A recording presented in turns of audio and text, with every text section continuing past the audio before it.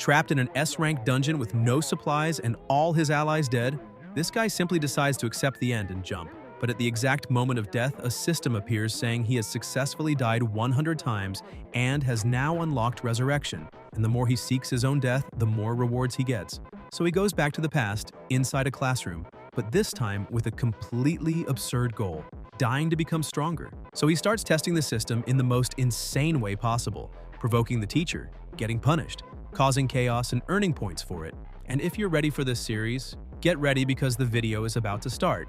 The protagonist looks ahead and realizes that there is nothing left to be done, because this time he truly made a huge miscalculation and all of his supplies have been completely exhausted. In addition, all of his companions have already fallen. This time he is completely trapped in a desperate situation, but this was already expected. The difficulty of an S-rank dungeon seems a bit too exaggerated. He takes out his phone and listens to the message his friend had sent. The message says that if he is hearing that recording, then his friend is probably no longer in that world. But once the protagonist had told him that he could make a request, so he would like to ask, the protagonist stops the audio and, with a smile on his face, apologizes to his friend, saying that this time he will have to go back on his word, and if by chance they meet in another world, then his friend can punish him properly. He jumps from the platform, thinking that he can finally end that long and endless game. But compared to the punishment of hiding there and dying slowly, he prefers to maintain his position as a chaotic and glorious mess.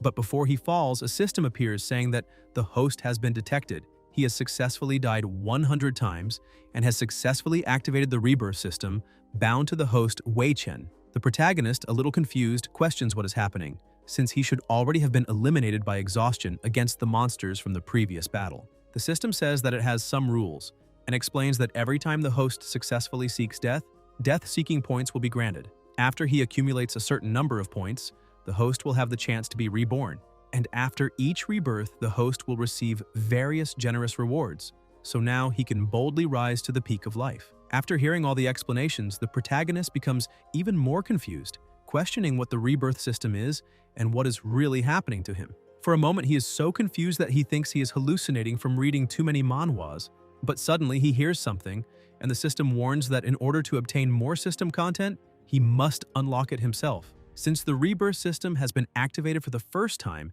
the host will be transported to a point in the past. But the protagonist panics because he did not want that and emphasizes that this is not right because he should have already been eliminated from that damned endless game. Suddenly, he is teleported and appears sitting on a chair. He still had many questions to ask, but now it was too late. When he looks ahead, he realizes that he is inside a classroom and cannot believe that he has truly been reborn in the past, and he questions whether that place is a university classroom. The teacher looks at him and asks what kind of question he just said he had for her. Chen begins to smile, thinking that he can really earn system points simply by seeking death, and he ends up agreeing, saying that in the end it does not matter because he needs to try it first. And since he gains rewards by seeking his own elimination, he asks the teacher a bold question, leaving her irritated. She points out that he has already gone too far and tells him to leave the classroom. The system recognizes this and congratulates him, giving him 10 system points. That makes him understand that the rebirth system really exists. And when he looks at the date on his phone, he realizes that he has returned to April 13th, which means that the data collapse incident is about to begin. Outside, he continues looking at his phone, saying that he has just been reborn and wondering if he really cannot have at least a moment to breathe peacefully. On that day, exactly at noon, a strange catastrophe descended upon Earth. Countless humans were suddenly and inexplicably sucked into another dimension. The bodies of some people suddenly began to be digitized, and those humans pulled to another place were forced to go through various adventures and games. Those who passed the games received many rewards, such as weapons and items, some even receiving powerful abilities.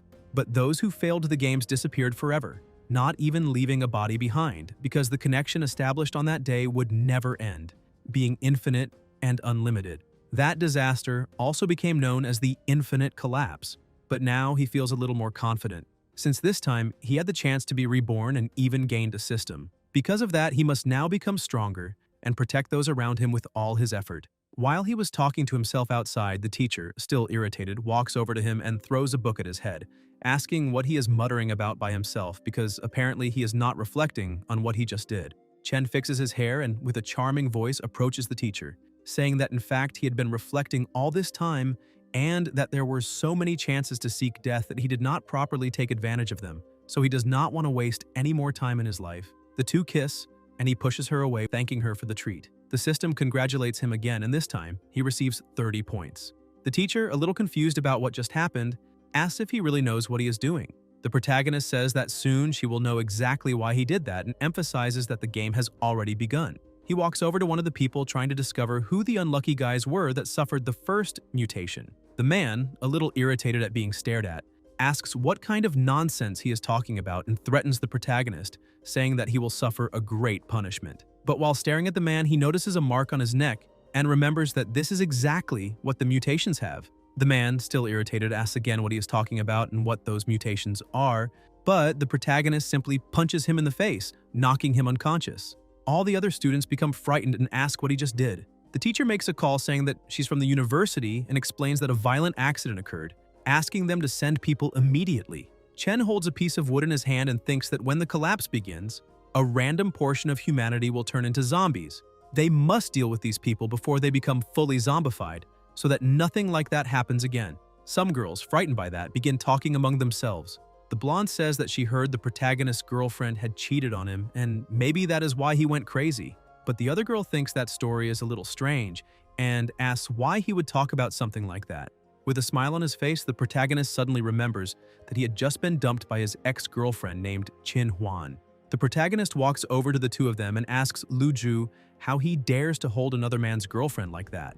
Lu Ju replies that she is no longer his girlfriend because they broke up a long time ago and tells him to stop acting recklessly. Chen explains that he was not talking about himself, but about the vice president of the basketball club, the student council president, and that handsome guy at the cyber cafe near the entrance. He tells her that she has so many boyfriends that she can barely count them. Huan, irritated, asks how he dares insult her innocence. The protagonist says that if that is really a lie and he is making it up, then she should simply let her new boyfriend check the hotel records from that month. Lu Ju throws her aside, completely furious.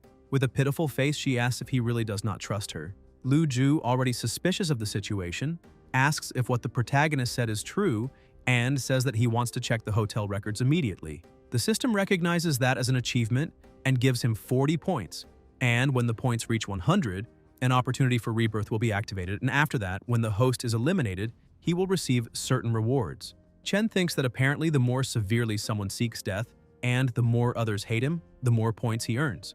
Suddenly, he realizes something and shouts that he found it.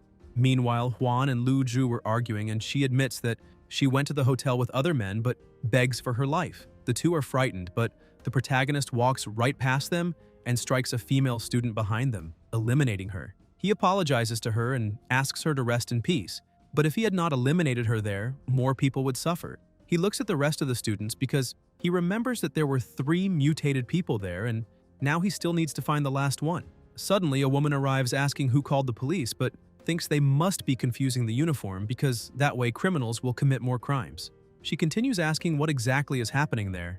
The teacher walks up to the police officer and shouts, saying that boy named Wei Chen suddenly went crazy and eliminated 2 students in a row. But the protagonist recognizes the woman and calls her by name. Xingxi draws her gun and asks who exactly he is and how he knows her name. He tries to approach, but she shouts for him not to come any closer. Chen explains that she does not know him yet, but it is great that she is not dead. He continues approaching and she panics and fires the gun. The protagonist falls to the ground lifeless. And frightened, she says that now is not the time to be afraid because if she had done nothing, that lunatic could have hurt more people. But suddenly his body begins to disappear and everyone becomes terrified, asking what is happening and whether that is even possible or if it is a dream. Suddenly he begins to appear again and the system says that the rebirth was successful, and as a reward for the first rebirth, the host will receive a newbie death-seeking combo package. He obtained a beginner storage ring that can currently contain 1 cubic meter of non-living matter. He also received the mutilated celestial and earth-lacking scriptures and the mutilated earth and heaven-lacking scriptures, an A-grade cultivation method. In addition, he also obtained 3 small life-extending pills.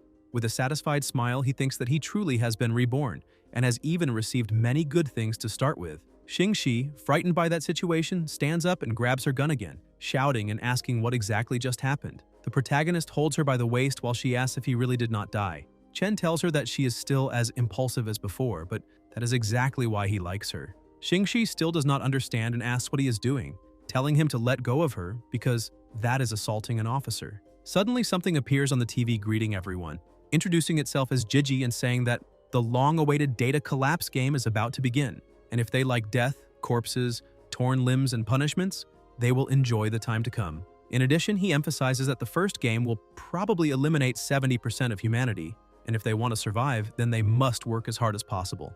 Both the teacher and the students are frightened because that television should have been broken. Xingxi asks what is happening, and the protagonist says that it is finally about to begin and that it is definitely just like before. That idiotic penguin is the same. Suddenly, one of the female students starts screaming and the others ask if she is okay.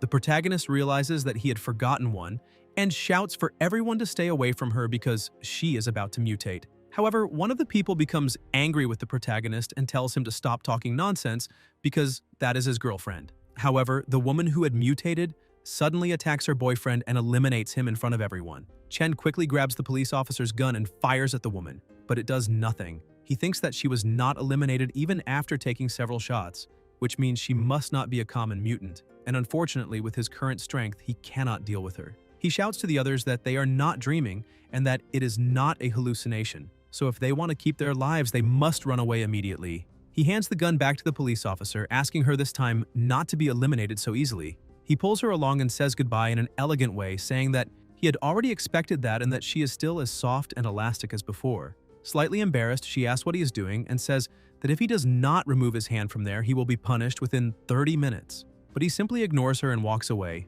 leaving her even more nervous. He goes to the mutant and throws a book at her, saying that the person who just shot her is right there, so she should just go get him. The mutant runs toward them, but he simply steps aside and makes her fall from the top of the building. The system announces that he eliminated an enemy and gained 500 experience points. He realizes that with so much experience, it means she truly was not an ordinary person. However, he still finds the situation a bit strange and looks back, wondering why that guy remained so calm in that situation. He notices that the man was trying to attack the police officer from behind and quickly rushes forward and punches him, saving her. He tells her not to stand there and grabs her hand, pulling her outside the room. Outside, the chaos had already begun. The game announces that he has the mission of persistence. He must survive for 72 hours, the difficulty is D, and the reward for completing it is 2,000 experience points, with 71 hours and 23 minutes remaining. He continues running while dragging the police officer, saying that if she does not want to be eliminated there, she must follow him. The teacher, the cheating girlfriend, and the new cuck were also desperately trying to run. Xingxi, still unable to believe everything that was happening, begins asking herself why those unbelievable things were occurring. The teacher tries to help as many students as possible, telling them to run in another direction because the wall was about to collapse. Xingxi continues wondering why she unconsciously chose to follow that man without any reason and without even knowing him. The wall collapses, and one of the female students becomes trapped, begging for help. The teacher runs to her and grabs her arm, telling her not to be afraid because she will get her out. The protagonist tells the teacher that unfortunately the girl cannot be saved and asks them to leave quickly. The others, completely desperate, simply ignore the injured people, saying they must get out of there immediately. But the teacher, convinced of what must be done, thinks that everything is a joke and that she is the teacher, so she cannot abandon her students. She tries to pull the girl with all her strength, but the girl only screams in pain because she is trapped under the wall. Chen grabs the girl's arm and tells the teacher that she really is very impulsive, so he will help her pull the girl out together. The girl keeps begging the teacher to help her because she is in terrible pain. With the protagonist's help, they try again, and finally the girl is pulled free. The teacher is relieved and says that now they can take her to the medical center, but when she looks down, she realizes that the girl had lost half of her body. Even so, she opens her eyes and tries to bite the teacher, and the protagonist grabs her head and eliminates her. However, the teacher collapses on the ground, saying she is in great pain. Another side mission appears, telling him that he must save the teacher, and the reward is 100 death-seeking points.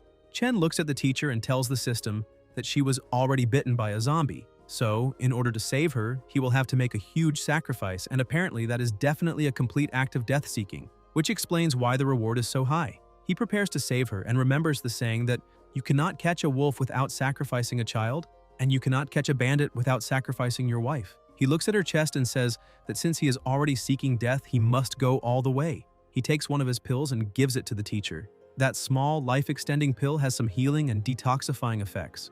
With it, he can delay the development of the poison in her body. Then he must suck the poison from the wound on the teacher. He apologizes but explains that it is an emergency and deserves forgiveness. The police officer becomes jealous and asks what he is doing, questioning whether he really has so much time to do shameful things. Chen tells her not to misunderstand, because he is only helping to suck out the toxins transferred by the zombie. Although he cannot completely cure her, he can buy some time. Xingxi becomes confused and asks that if he does, that he might also become infected with the virus. But the protagonist says that is not true, and explains that the zombie virus only spreads through wounds, so even if he swallows the poison, there will be no problem as long as there are no wounds in his mouth, such as canker sores. After hearing all those explanations, the police officer becomes confused and asks who the protagonist really is and why he knows so much about this change. Feeling like a true protagonist, he says that when the right time comes, he will explain everything properly to her. But for now, they need to find a safe place to stay. While tying the teacher to prevent her from losing control, he says that everyone there was very lucky because if he had not eliminated 2 zombies before they transformed, everyone there would probably have had only a small chance of escaping. Lu Ju, also confused by the situation, asks the protagonist why he knows so much, and also wants to know why zombies exist and why virtual words appear before their eyes. The others, also curious, ask what instance search means exactly, besides not understanding the experience points and wondering whether they are inside a video game. A somewhat larger man raises his hand saying that he already knows everything. He explains that he has read many Infinite Flow novels and that as long as they eliminate monsters and complete missions, they will become powerful experts. With a smile on his face, the protagonist tells him that he advises him not to think like that because the current situation is not exactly like the Infinite Flow novels he read. The others become irritated and ask why the protagonist is showing off so much. Chen emphasizes that this is not a game and that they only have one life. At the moment, they are just a group of novices without upgrades and without combat power. So it is better to simply cling to life and try to keep it. As there is always a bully among everyone, Lu Ju rushes at the protagonist saying that he has practiced martial arts for several years and will show who the real idiot is there. However, the protagonist easily restrains him and says that his flashy moves can probably only fool those foolish and empty-headed women. The protagonist is pleased and thinks that although his level has been reset, his basic combat instincts are still intact. Juan asks if her ex-boyfriend really called her stupid. But her biggest doubt is when he became so strong, since when they were dating he was clearly a coward. Chen holds the teacher in his arms and tells Xingxi that he needs to go to the room to help the teacher expel the zombie poison. Therefore, he wants her to stand guard outside and not let anyone enter to disturb him. Xingxi agrees, although she thinks it is very strange because subconsciously she agreed with him without thinking. Lu Ju calls the officer and says that the protagonist definitely knows some secrets, so there might be something hidden inside the hall, therefore he also wants to enter. But Xingxi draws her gun and says that unfortunately she cannot let anyone enter. Even though the situation is very complicated, she will trust him. Inside the hall, the teacher was already starting to lose control. The protagonist says that she is not evolving so fast and that there is still some time before she completely transforms. He removes his clothes and apologizes to her, but to save her life, he needs to do that. The mutilated celestial and earth-lacking scripture is a very peculiar cultivation method. Although its effects are powerful, it cannot be cultivated through normal methods.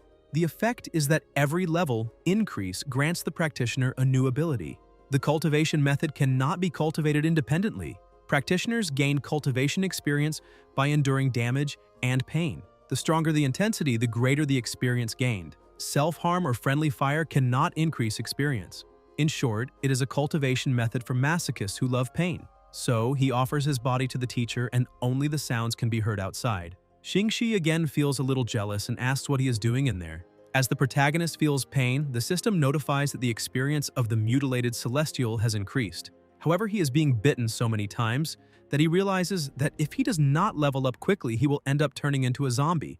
But he does not want to waste the chance of rebirth so easily. Suddenly, he realizes that he leveled up. The system says that he reached level 1 and obtained the ability Invincible Bloodline. His blood produces healing and antitoxin effects, greatly increasing self-healing ability and resistance to most toxins. Because of that, the teacher who is biting him is affected by the healing and begins to return to normal. He thinks that this was expected. The teacher ingested his blood and the Invincible Bloodline is also working inside her body. He collapses on the floor saying that unfortunately, he cannot continue because he spent too much energy and needs to rest. Now that the teacher is fine, he can relax a little. However, the teacher begins acting a little strange and says that that is still not enough and that she wants more. The protagonist tries to stop her saying that she cannot go down that path, but she continues trying. The system warns that consuming the invincible bloodline may lead to unpredictable consequences, so it must be used carefully. He complains that this kind of warning should have been given before he used the ability. Sometime later, the system announces that the mission was completed. He managed to save the teacher and received his 100 reward points. While the teacher rested after a long period of effort, the protagonist was depressed, thinking that his innocence had been corrupted. Outside, Lu Ju continued causing trouble, accusing the protagonist and saying that an hour had already passed and any poison should have disappeared by now. And there is probably a secret room inside and that coward escaped alone. The others also begin to suspect, saying that they were probably doing something shady inside, or maybe there are hidden supplies there. Xingshi was beginning to worry, wondering what he was doing because things outside were starting to get out of control and could not be suppressed for long. Lu Ju touches an iron bar and grabs it in his hand, telling all the students to enter together because he does not believe that the officer would shoot them. Suddenly, something begins banging on the door and everyone becomes frightened. An extremely strong zombie breaks the door down. That is the sports teacher, a level D zombie. A sports teacher infected with the zombie virus, full of resentment toward the teachers of basic subjects who constantly took over his classes. His hobbies include eating raw eggs and admiring girls. He shouts for everyone to come to class but stares directly at the girls. Xingshi tries to stop him, but her shots have no effect, and she shouts that they have a big problem. Suddenly, the protagonist strikes the monster and throws it far away, apologizing for the delay and saying he made her wait too long. Seeing him shirtless and overflowing with confidence, she's momentarily fascinated, but the feeling quickly disappears. She tells him to wait and angrily asks what happened to all those bite marks on his back, and again questions what they did inside that room. The protagonist explains that it was just a normal detoxification process and asks if she wants him to detoxify her too if she gets bitten. She replies that there is no chance of that happening. The system recognizes that as death-seeking and rewards him with 40 points. The zombies that entered along with the sports teacher begin attacking everyone, who panic and beg for help. Chen grabs the officer's gun, saying that it is an emergency and he needs help. She shouts for him to wait because the gun had no bullets. He grabs her again and she, embarrassed, asks what he is doing. The protagonist pulls out the spare ammunition and says that he already knew she kept it there. The system rewards him with another 50 points. Xingshi, still embarrassed, asks how that man knows so much about her without even knowing her. The sports teacher begins to stand up and shouts for everyone to do sit-ups. He grabs Huan, who begs for help while her clothes are torn. Lu Ju, terrified, simply runs away, saying there is nothing he can do. The teacher continues trying to grab the girl, but Chen rescues her and puts the gun in the monster's mouth, saying he has something very good for him to put in his mouth. After eliminating the sports teacher, the protagonist gains 800 experience points and rises to level 2. He thinks that leveling up can improve physical qualities, so one of the most important things at that moment is to level up as quickly as possible. To do that, he hunts down all the zombies inside, gaining a total of 400 points. In addition, the system gives him another 50 points for death-seeking. After eliminating all the monsters inside, he says that his showtime has come to an end. Everyone is impressed. Juan says that even if the protagonist is handsome, she still wants to punch him. He notices a book floating in the air but finds it a little strange and wonders whether monsters can really drop skill books.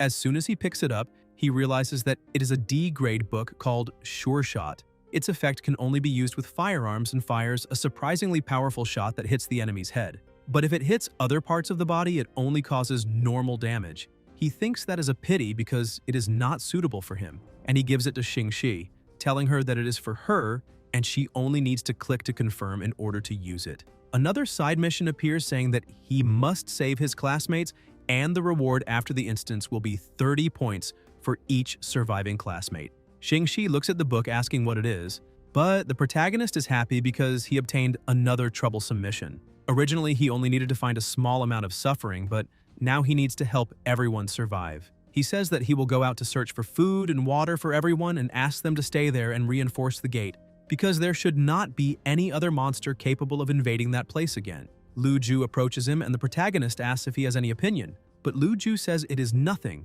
because he never imagined that he would be so incredible. So he sincerely asks the protagonist not to take seriously anything he might have said in the past to offend him. Chen thinks that Lu Ju knows very well how to play with the wind, so he must be a little careful with him. He says that at a critical moment like that, everyone should work together, so he needs to forget the past. In addition, he points out that the teacher is still recovering, so none of them should disturb her in any way, and he asks them not to make noise because he is going out to find some supplies and will return as quickly as possible. Xingxi steps in front of him, saying that she wants to go too, because as a police officer who serves her people, she cannot let the protagonist risk his life alone. He gains another 40 points and remembers his past life, because she did the same thing back then. He hugs her and asks if she is falling in love with him. Embarrassed by the situation, she asks if he is really looking for death, and questions whether he truly thinks she does not have the courage to shoot him. But the protagonist says that if she is not afraid of attracting more monsters, she can go ahead and shoot and make noise. She simply goes quiet, saying that he is far too audacious.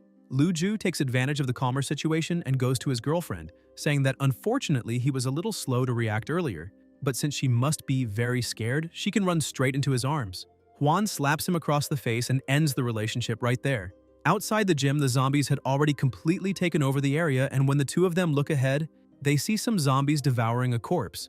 Xingxi grabs the protagonist's shirt and he asks if she's scared. Frightened by the situation, she asks if he's not scared at all, because the current situation is like a horror movie. Chen explains that unfortunately this is only the beginning of the nightmare, and even more terrifying things are still to come. He takes her hand and kisses it, saying that this time he will definitely do the impossible to protect her. Inside a cafeteria, some zombies were there grabbing food. Chen and Xingxi were trying to pass unnoticed, but he sees something that looks far too perfect and ends up touching it. The system interprets that as seeking death and gives him 50 points. Startled, she makes a bit of noise and the zombies look toward the sound. The protagonist covers her mouth, saying that she almost got them both caught. However, she asks him who gave him permission to touch anything. Chen tries to smooth things over by saying that she's still far too unprepared, because he was only trying to test her ability to react in sudden situations. But if she wants, he can put an end to things right there, and he apologizes. She tells him to stop being so dramatic. Sometime later, they manage to slip past all of them without being noticed until they reach a supermarket. He points out that there should not be any zombies there, but she's surprised to see that there is a supermarket in that place. Chen explains that it is the supermarket inside the cafeteria and that they can grab enough supplies and leave immediately. Xingxi runs over and grabs a cake, saying that it looks delicious, but the protagonist tells her not to worry about things that are difficult to carry or store. He takes the cake from her hands and tells her to grab more bottled water and compact biscuits instead. But what he did not know was that a man can do anything. Touch things he should not. But taking food from a woman is asking for death. With a serious look, she grabs him and tells him to give it back immediately, shaking him from side to side. He loses his balance and drops the cake all over her. A strawberry gets stuck between her breasts, and she says that it is disgusting and sticky. But the protagonist picks up the strawberry and gets ready to eat it. However, she slaps him so hard that he nearly ends up being reborn again. He remembers that he had forgotten that this girl is a true food lover and is usually a good person. But whenever she sees good food, she cannot control herself. Irritated about losing the cake, she starts grabbing the biscuits and complains that she is annoyed. But suddenly she smells something delicious and realizes it is coming from behind a door. She walks over to see what it is and notices that behind the supermarket is the cafeteria kitchen. She realizes that the smell is coming from a cauldron, and as the scent grows stronger, she notices that it is meat, though she has never smelled anything like it before. Just as she is about to open it, the protagonist walks into the room and tells her not to do it, but it is already too late. The moment she looks inside the cauldron, she realizes that they are the remains of other people. Suddenly, another zombie opens the door. That is the cafeteria butcher, a level C zombie. He is a cafeteria butcher infected with the zombie virus. Slaughtering animals can no longer satisfy his desires, and his craving for human flesh has driven him insane. The butcher tries to attack, but the protagonist moves quickly to save his companion. He tells her to get up quickly, but he is grabbed by the legs and thrown into the pot. He complains that the place is too hot, but the butcher covers the pot and raises the fire even higher. Xingxi panics, asking how he could give up his life to protect her. But suddenly the protagonist appears behind her, and the system says that he lost 200 points for courting death and that the resurrection was successful. Because of that, he receives a resurrection reward, and the host has obtained the special skill Zombie Taming Art Level 1. The skill allows him to control corpses or undead creatures through physical contact. The higher the skill level, the more creatures he can control at the same time. He says that she is crying a little too early, and even without understanding, she asks if he really was reborn. But the protagonist charges at his opponent, saying that he will explain everything later, because right now he needs to deal with that guy. As soon as he activates the skill to try to control the butcher, the system warns that the estimated taming time is 30 seconds, and that if he moves away from the target before that time ends, the skill will be cancelled. Xingxi asks how she is supposed to distract that guy, so she needs to think of something. He runs to the zombie's back and grabs him, while telling her that she is very smart, so she will definitely think of something. The zombie struggles with all his might to break free. She begins thinking about what she should do and remembers that the monster's description said that he was interested in human flesh. So if that is what attracts him, she needs to show a little more. She loosens her clothes a little and starts jumping, telling the zombie that there is fresh meat over there. Both the protagonist and the zombie stare at those wonderful things, and soon the zombie starts walking toward her, saying that he needs to get them. Frightened, she closes her eyes, but the protagonist calls out to her, asking her to admire how incredible he is. Impressed, she asks if he really was able to control that thing. The system confirms that the butcher has been successfully tamed, and because of that, the protagonist gains 1,000 experience points, raising his level to 3. To show off his control, he snaps his fingers and tells the butcher to strike a nice pose for the police officer. But she finds it disgusting and he gets upset. She walks over to him and asks what is going on, why he can revive, and why he can control that guy. But the protagonist cannot concentrate and says that he will explain all of it later. But if she really wants to keep having a visual conversation, then she needs to cover herself up. She tries to explain, saying that she only did that to save him, and that she does not have those strange thoughts. After covering herself, she asks if now he can explain those secrets. The protagonist tries to explain, saying that they are inside a game, and that he was lucky enough to have already played that game before. As for reviving and controlling zombies, those were just rewards obtained by triggering the right conditions inside the game. The police officer says that she does not completely understand what he is saying, but that is not the most important thing right now, because the most urgent task is to bring the supplies back to the others. Chen tells her not to worry about that because they can catch a ride. He loads the supplies into a shopping cart and tells his new pet to pull it. Xingxi is frightened and says that it is more dangerous than them simply walking, and asks if he wants to die again. But by challenging death once again, he earns 50 experience points. He looks back and she notices, asking what he is looking at, but he simply smiles and says that in youth, one must protect death a little, and he points out that she should not move because they are about to take a fast turn. They manage to get out of that place. Outside, he thanks the butcher because if it were not for him, he would have wasted a lot of time. The butcher, to thank his master, extends his hand with a knife, and the protagonist asks if that is really for him. It is a level C boning knife that has the effect of increasing damage to flesh by 10%. It is the butcher's precious boning knife, which cuts meat as if it were mud. The protagonist thanks him, saying that he will make good use of it. The two say goodbye, and the protagonist tells the butcher to remember to eat on time and eat more zombies and fewer humans. Xingxi starts dragging him inside, saying that he is being too disgusting and that it is time to stop that. Back inside, the protagonist puts all the food on the floor and starts dividing it, saying that it will last for quite a while. Each person should take their share, and if anyone tries to be dishonest, then they cannot blame him for being a little rude. Chen hands food to Lu Ju and asks why he is not taking a portion for Huan. He tries to smooth it over by saying that he preferred to break things off, since the protagonist and she seemed to suit each other better. However, she was sitting in the corner of the room, hungry and alone, saying that she would rather starve than shamelessly go to him and ask for food. But Chen walks over to her and gives her some water, saying that this is not the time to be in a bad mood, since surviving is the most important thing. She is surprised and tells him that she treated him insensitively, asking whether he regrets ever knowing her. The protagonist says that it is fine and that past mistakes should stay in the past. In addition, he points out that right now, he already has someone more important in his life. Huan is shocked to hear those words, especially the part about him having someone more important. As he was walking back, Xingxi walks up to him angrily and asks where he went again to relax. He laughs and says that he just went to the bathroom. Seeing that scene, Huan refuses to believe that he has really given up on her. And during the night, while they sleep, Xingxi rolls over and slaps him across the face. Since he was already awake, he decides to go to the bathroom to relieve himself. And while he is washing his hands, Huan enters the bathroom and starts taking off her clothes. Surprised by that behavior, he asks what she is doing there, but she simply approaches and asks if she is not beautiful. Chen points out that if she were not so beautiful, he would not have gone through so much trouble trying to stay by her side. Huan starts looking at him and says that it is true that she always liked him. However, he used to be a useless person who basically did nothing, and she always liked strong men, exactly the way he is now. The protagonist realizes that the situation is very dangerous, and that because of that, she is trying to please him so that he will protect her. And if that is the case, he will not hold back.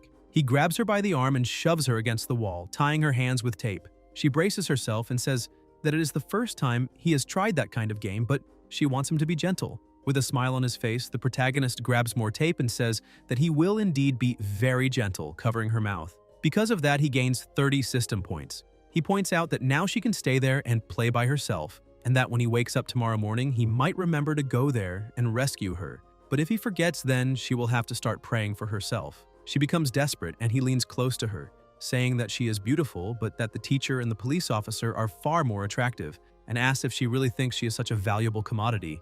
Because of that, he gains another 40 points. He notices that she has become even more frightened, but tells her not to be afraid because the zombies cannot get in there. But suddenly, the teacher appears at the bathroom entrance and leaps to grab the protagonist. He thinks that although the bloodline prevented the teacher from turning into a zombie, her mind seems to have been affected by the virus. She keeps trying, and he thinks that with his new zombie taming ability, he might be able to control her. However, she is far too strong and there is no way he can suppress her. But as soon as she bites him and starts drinking his blood, he notices that she begins to calm down, which shows that she is simply addicted to his blood. He decides to let it continue, since in that way she stays still, and his hope is that he can tame her before his blood runs out. Over time, the system says that he has successfully tamed her and gained 1,200 experience points, rising to level 4. But that cost him basically all of his blood and left him with almost no energy. The next day, early in the morning, Xingxi wakes up happily, saying that she finally had a good rest. On the other hand, the protagonist looked like he was practically dead. The police officer looks at him and notices that the teacher is lying beside him, and she gets angry with the gun in her hand, wondering if he has turned into a zombie. Chen asks her to wait, saying that he will recover. Xingxi asks what happened to the teacher. The protagonist explains that now she is still a little aggressive. Her name is Ouyang Shi, a level 5 half-zombie race, with the abilities Zombie Claw Return and Devour. The protagonist points out that for now he can only use zombie taming art to control her, since her body has been strengthened by the virus, and she can become a very important help in the future. In addition, he notices that her clothes are already basically falling apart, so he needs to use his points to buy new clothes for her. He chooses an outfit saying that it is very good, since the stats are decent. That outfit is level D and has the effect of increasing agility by 5%. It is a battlesuit made of special leather. Not only is it durable, but also light and comfortable. And in addition, it is very pleasing to the eye. Currently, it is not recommended for male equipment. As soon as he puts the outfit on her, he asks the police officer whether he does not have excellent taste, but she says that he is a total pervert. All the boys who were there are left stunned by the teacher. The protagonist explains that the teacher had been infected with the zombie virus, but thanks to his treatment, she returned to normal and her physique even grew stronger. He throws an iron bar and she jumps to catch it, holds it in her mouth, and quickly returns to him like a pet dog. He is stunned because he never told her to bring it back. Everyone starts cheering, saying that the protagonist actually managed to train the teacher as his pet. Juan ends up realizing that this is not what she thought it would be. Suddenly, the larger boy returns, shouting that the situation is bad because there are many zombies gathering outside. The protagonist looks through the window and notices that there really are several zombies there. Xingxi also examines the situation and says that apparently they have no intention of attacking the academy, but she does not know why they are gathering there. Chen explains that although those zombies have no awareness, they are all controlled by that game and the academy is probably no longer safe. He goes back and gathers everyone, saying that the place will probably be attacked soon. Lu Ju starts praising the protagonist, saying that he is amazing, so if the zombies manage to get in, then he will probably be able to defeat them all and protect everyone. Chen explains that this is basically impossible because with his strength alone, he will not be able to protect everyone, so he hopes that they can all cooperate. The people begin to panic, asking whether this is some kind of joke because if they are accidentally bitten, that will be the end. Chen shows them a flask, saying that it is the inhibitor he used to treat the teacher's zombie virus, and that if any of them are bitten, they just need to use it quickly. In addition, he says that he will teach them some simple combat techniques and that they will definitely be more than enough to deal with those low-level zombies. Xingxi realizes that it is the protagonist's blood, so that is why his face was pale in the morning, since he probably drew a lot of blood on purpose. Chen starts laughing and raises his middle finger, asking whether they are men or not. For provoking the crowd, he gains 70 system points. The protagonist points out that he will not force anyone, and that anyone among them who wants to loudly say 3 times that he is not a man will be excused from the fight. As expected, the teenagers with their masculinity on edge get irritated and say that he has gone too far and ask who exactly he is calling not a man. But Chen goes even further and continues provoking them, saying that when real danger appears, all they know how to do is hide behind others and beg for their lives like dogs. The overweight boy raises his hand and says that he is willing to fight with the protagonist because he does not want to be looked down on anymore, and in any case, since he might die anyway, it is better to give everything he has. Because of that, the others say that they do not want to be looked down on either, and if even Xiao Peng has the courage to do something, then they also need to act. The will to fight starts spreading among them, and all the men present step forward and say that they will fight with everything they have. Xingxi is impressed, realizing that it is true that the protagonist used provocation to awaken everyone's fighting spirit. But Luju raises his hand and, trembling in fear, repeats 3 times that he is not a man so that he can be excused. The protagonist tells him that it is fine and points out that the men will protect him and the girls. And to provoke him even more, Chen takes the lead and says that all real men who protect those they love should follow him. Quickly, all of them grab their weapons, but the people are confused, asking why the school gym has such dangerous items.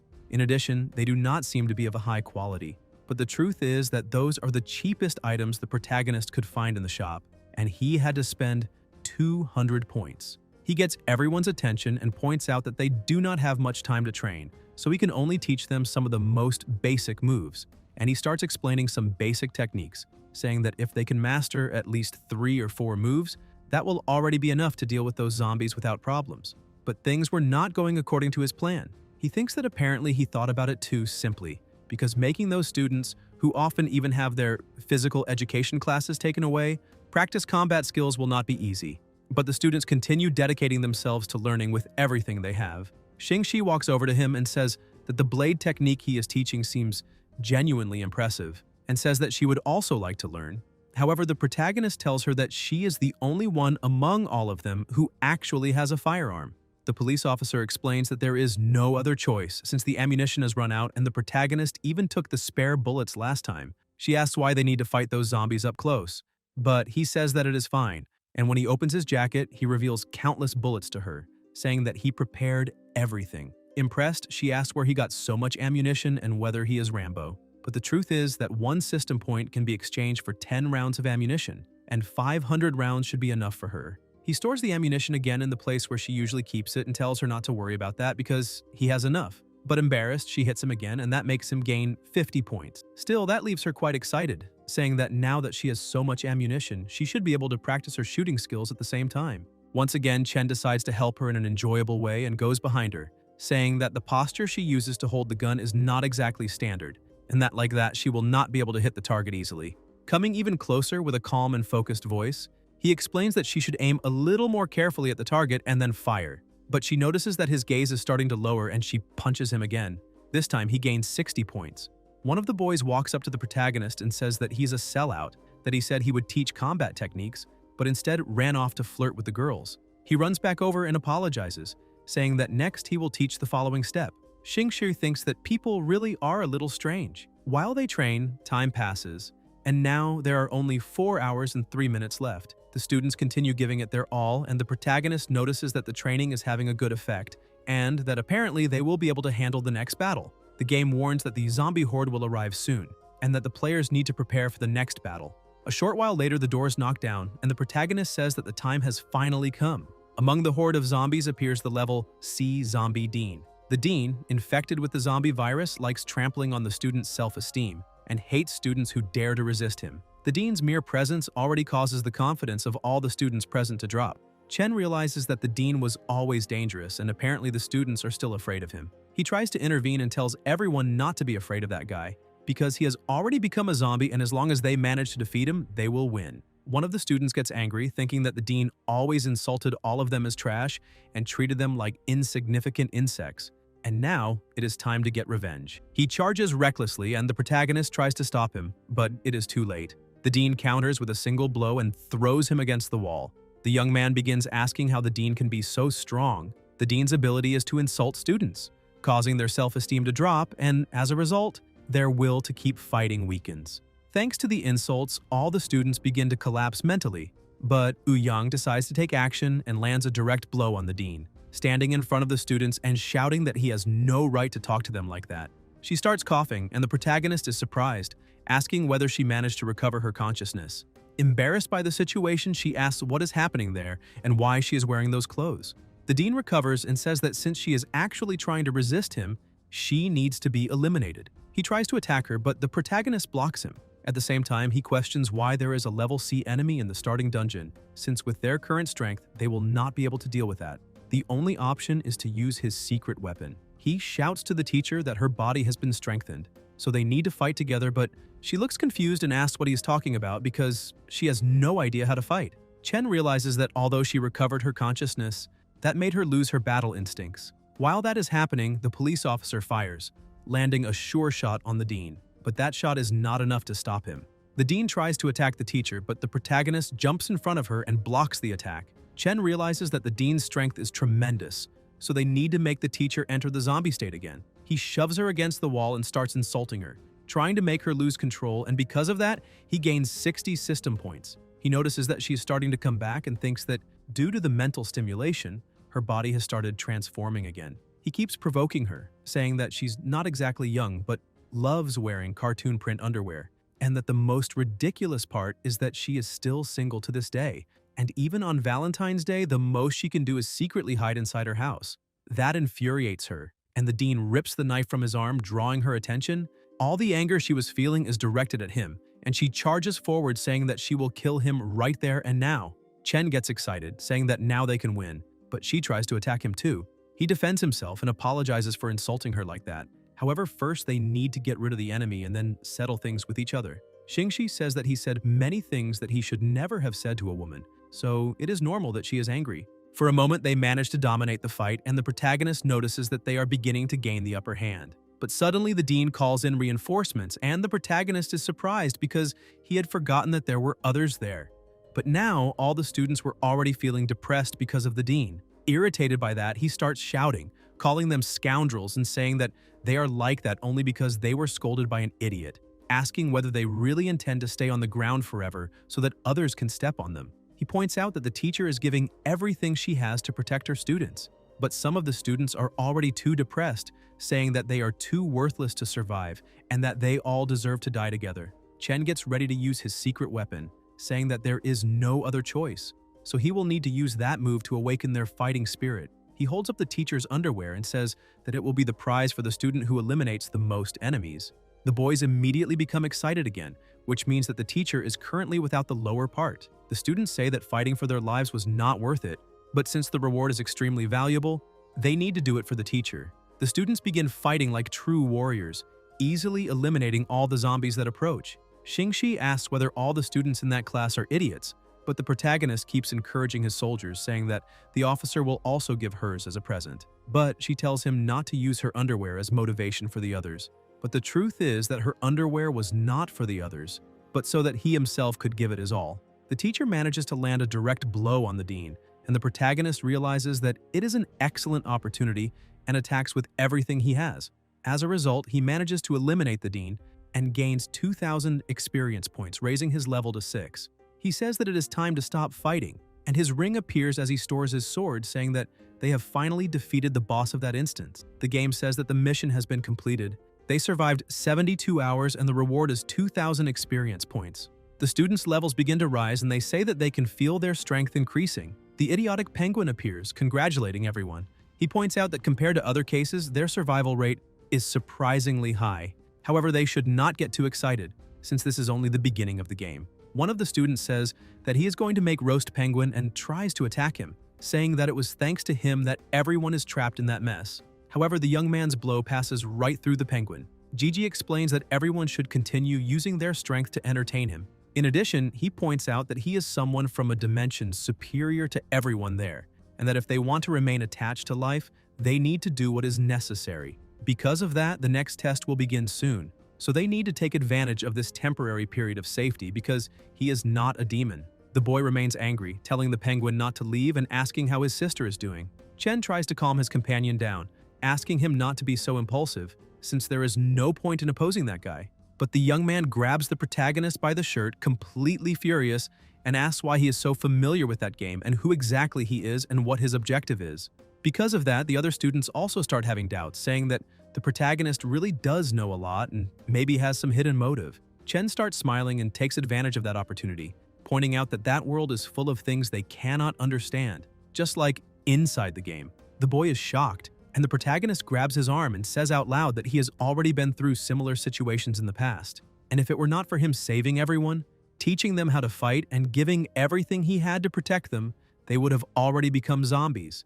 And even after all that, this is how they repay their savior. The boy from before, even while trembling, takes a deep breath and apologizes, saying that he was being too impulsive, but the truth is that he is very worried about his own sister. The protagonist answers harshly, saying that unfortunately, his family and friends may not have been as lucky as he was, and that it is highly possible that they are already dead or have become part of the zombie army. For angering the people, he gains 70 system points, but the others begin saying that he is going too far, while others cry over their families.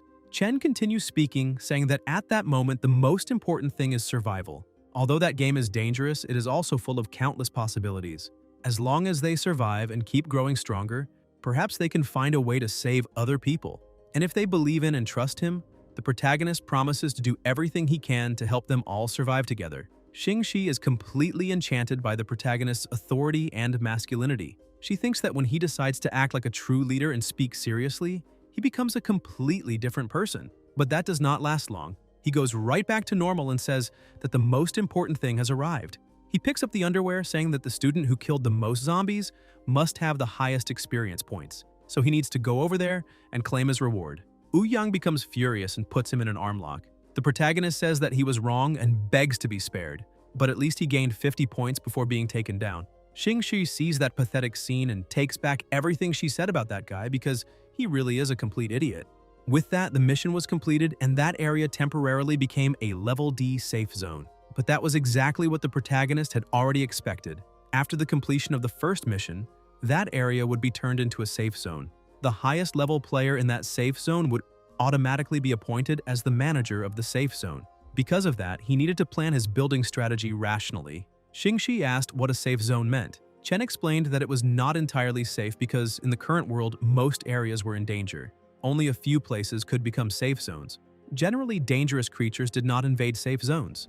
That also gave the players in the safe zone a little breathing room. Xiaopeng asked if that meant that as long as they lived at the school, they would be safe. Another student said that maybe it was not that simple because the school's resources were limited, and if they ran out, they would be at a dead end. The protagonist said that he was right, and it was not just that because sometimes the safe zone barrier would fail, leading to monster invasions. If they could not defend it successfully, the safe zone would be destroyed and the players living inside it would lose its protection. The protagonist took out his most powerful weapon, a pocket comb, and told everyone to stay calm because as the handsome, wise, brilliant, and glorious manager of that place, he would definitely lead everyone to build a proper safe zone and protect the safety of all those who live there.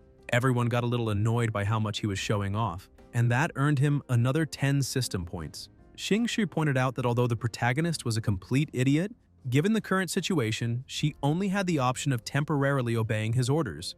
Chen said that was exactly what he wanted to hear and that his first order as commander was that she needed to go to his room so they could have an important experience. She got angry at that and threw him to the ground, saying she had been wrong from the start. A few days later, a mother was running desperately with her daughter, but her daughter could no longer keep running. The monsters were getting closer and closer, while he was merely watching.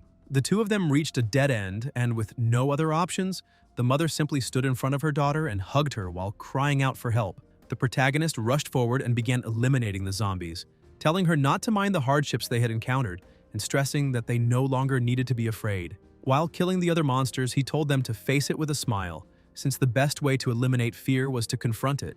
The woman stared in shock while the protagonist smiled at her in a rather frightening way. The little girl pointed at the protagonist and asked her mother if he was not an idiot. The mother tried to cover her daughter's mouth and thanked the protagonist for saving them both. Chen explained that it had only been a small favor. Besides, he said it was very dangerous to keep wandering around there, so he would take them to a safe place. Xiling, still frightened, shouted at the protagonist, asking what he was talking about because monsters were everywhere. So where could a safe place possibly exist? Chen tried to calm her down and told her not to worry, explaining that his home was big and comfortable. But little Xiling bit his hand, shouting for him not to touch her. The protagonist began screaming in pain, asking if she was some kind of dog, but that earned him 40 system points. The little girl's mother picked her up and apologized, saying that unfortunately she was very scared. But Xiling explained to her mother that it was not that, but rather that she thought the uncle was very strange. Chen could not believe what he had just heard and asked the young girl who exactly she was calling uncle because he did not look that old. The mother asked if the place the protagonist had mentioned was really safe. Chen said she could follow him and see with her own eyes, since things could not get any worse if she went. A short while later, they arrived at the safe zone, and he began explaining that it was a temporary safe zone he had established with his classmates. In addition, that place would not be attacked by zombies, at least not in the next few days, and the supplies they had were also sufficient. Xingxi noticed that the protagonist had returned and went over to him, asking if he had found more survivors. He said yes and introduced her, saying that she was Officer Xingshi, the one responsible for the safety and defense of the safe zone. The mother introduced herself, saying her name was Zhuang Xiaowan and that her daughter's name was Zhuang Ziling. The policewoman said that the two of them could stay there as long as they needed without worrying about anything. She pointed out that even though the protagonist was a little abnormal, he was still an extremely reliable person. Chen asked what was so abnormal about him, but everyone stayed silent. He decided to change the subject and asked the two of them to follow him, because he would arrange a place for them to rest. A few minutes later, inside a tent, Xiaowan put Ziling down to rest and went over to the protagonist. Chen looked at her and said that both she and her daughter must have gone through difficult days, so she should rest too. But Xiaowan bowed and thanked him once again for helping them, because if it were not for him, both she and her daughter might have become like those monsters.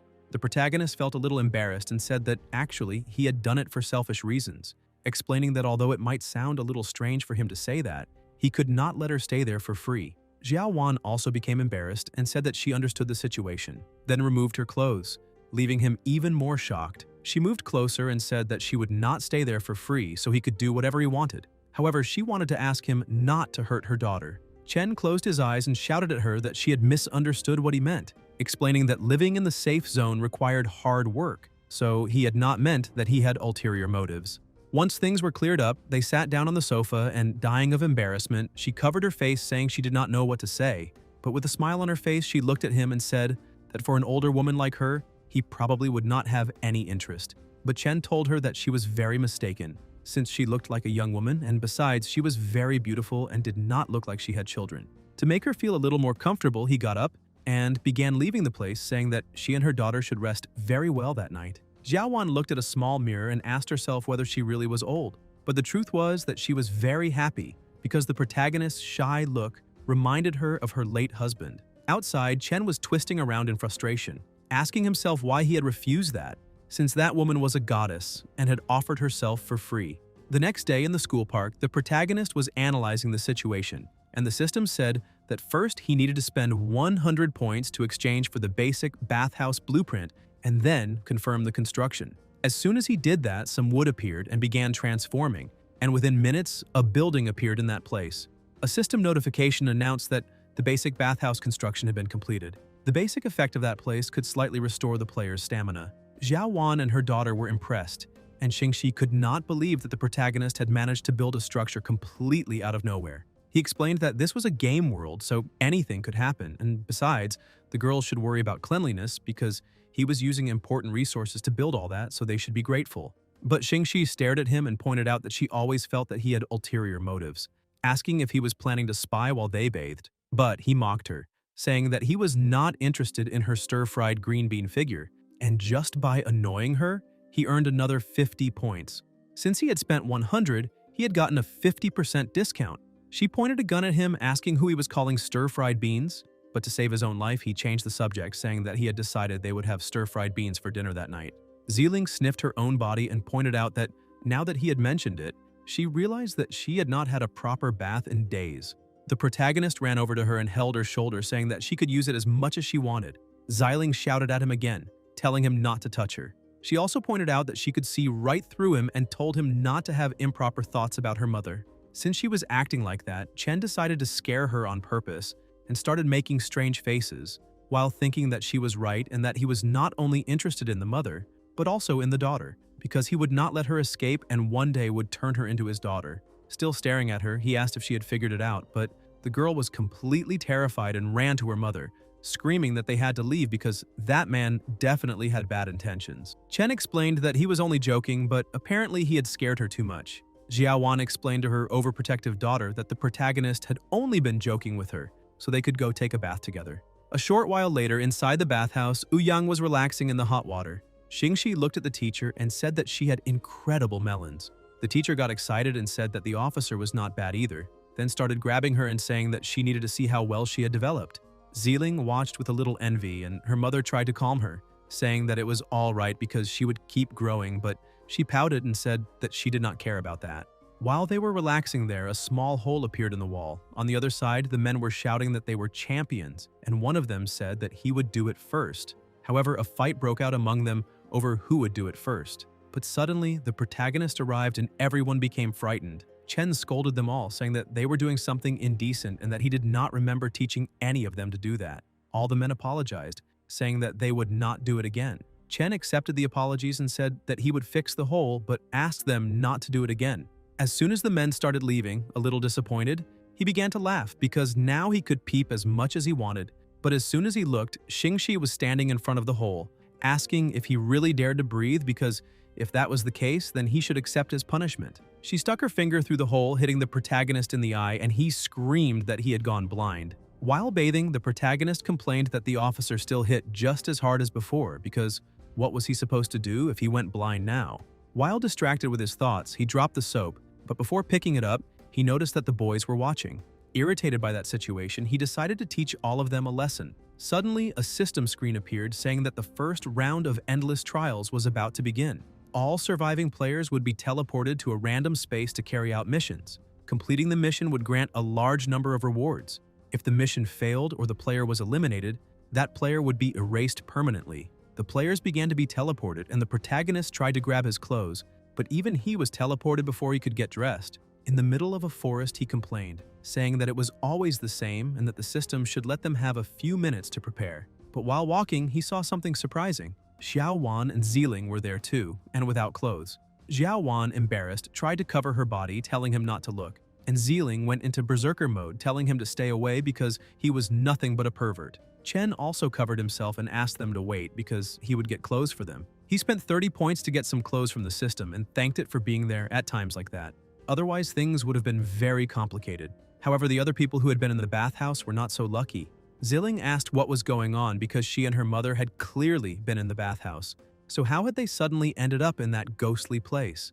The protagonist explained that, as she herself could see, those were the rules of the game. The system would teleport surviving players to a random space to complete missions. As for the specific reason, even if she asked, he would not know how to answer. Xiao Wan became even more worried, saying that she and her daughter were just ordinary people, so how could they survive in such a dangerous world? Chen told her not to be so worried and explained that as long as they gained experience and skill equipment, anyone could become stronger. Besides, he promised to protect them both. Xiao Wan blushed and smiled, thanking him again, but the overprotective daughter stepped between them, shouting for her mother not to let him deceive her with sweet words. The protagonist thought that apparently he had completely misunderstood that girl.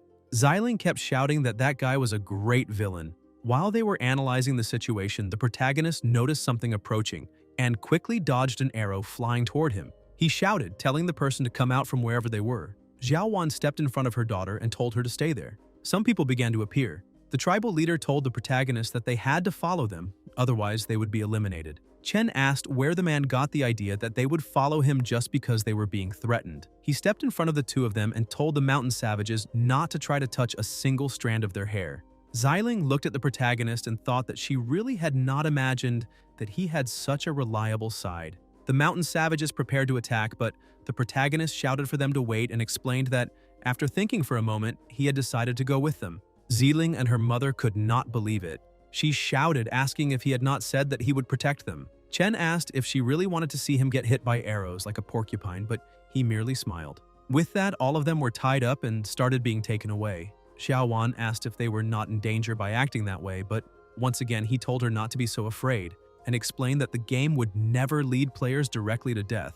As long as they could find a way, they would be able to eliminate all enemies. But Zealing said that he was just a coward and that those people were clearly not good, so they were in trouble. Chen tried to scare her, saying that she had better be careful because those savages had probably never seen a pretty young girl like her and might take advantage of her a little. She became completely frightened and told her mother to look at his attitude, but the protagonist explained that he was again only trying to scare her. Sometime later, already in the Worm God village, one of the people who had captured the protagonist went to the chief and said that they had managed to bring the people back to the village. The chief said that was very good and told his subordinate to prepare quickly so they could begin the ritual. The chief started laughing, and the protagonist asked him why they were there and what exactly that ritual was. The chief explained that this was the village of the worm god and that they had been protected by the great worm god for generations. And that was exactly why every year they performed a sacrificial ceremony, offering a beautiful woman to the great worm god to show gratitude. Zealing became even more horrified, realizing that this was really going to happen. The chief told his subordinates to tie up the sacrifices and send them to the side of the worm god's lair. The men began approaching the girl, who panicked, saying that she did not want to go through that and called for her mother. But when she looked to the side, she realized that her mother was also being captured. She ran to try to help her, but tripped over a stone. With tears in her eyes, she asked why the sacrifice had to be her mother. The protagonist explained that Xiaowan was a beautiful woman and had a great body, and that if he were the worm god, he definitely would not choose Zealing, who had not even developed yet. Irritated, she bit the protagonist again, and he told her to let go. The little girl asked what she should do because she needed to find a way to save her mother. Chen said that first they needed to follow them and then they would think of how to help. Xiaowan was tied up and hung above a hole. Frightened, she asked what exactly they were trying to do.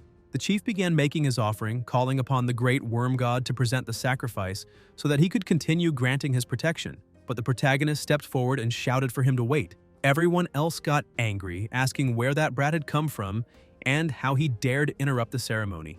Chen asked whether it was not a little cruel to use living people in such a sacrifice, but the chief pointed out that becoming a sacrifice for the great worm god was a supreme honor, so there was nothing cruel about it.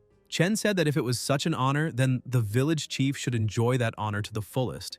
He kicked the chief, who was standing at the edge of the hole, sending him down. The rest of the tribe could not believe that the chief had been kicked into the hole.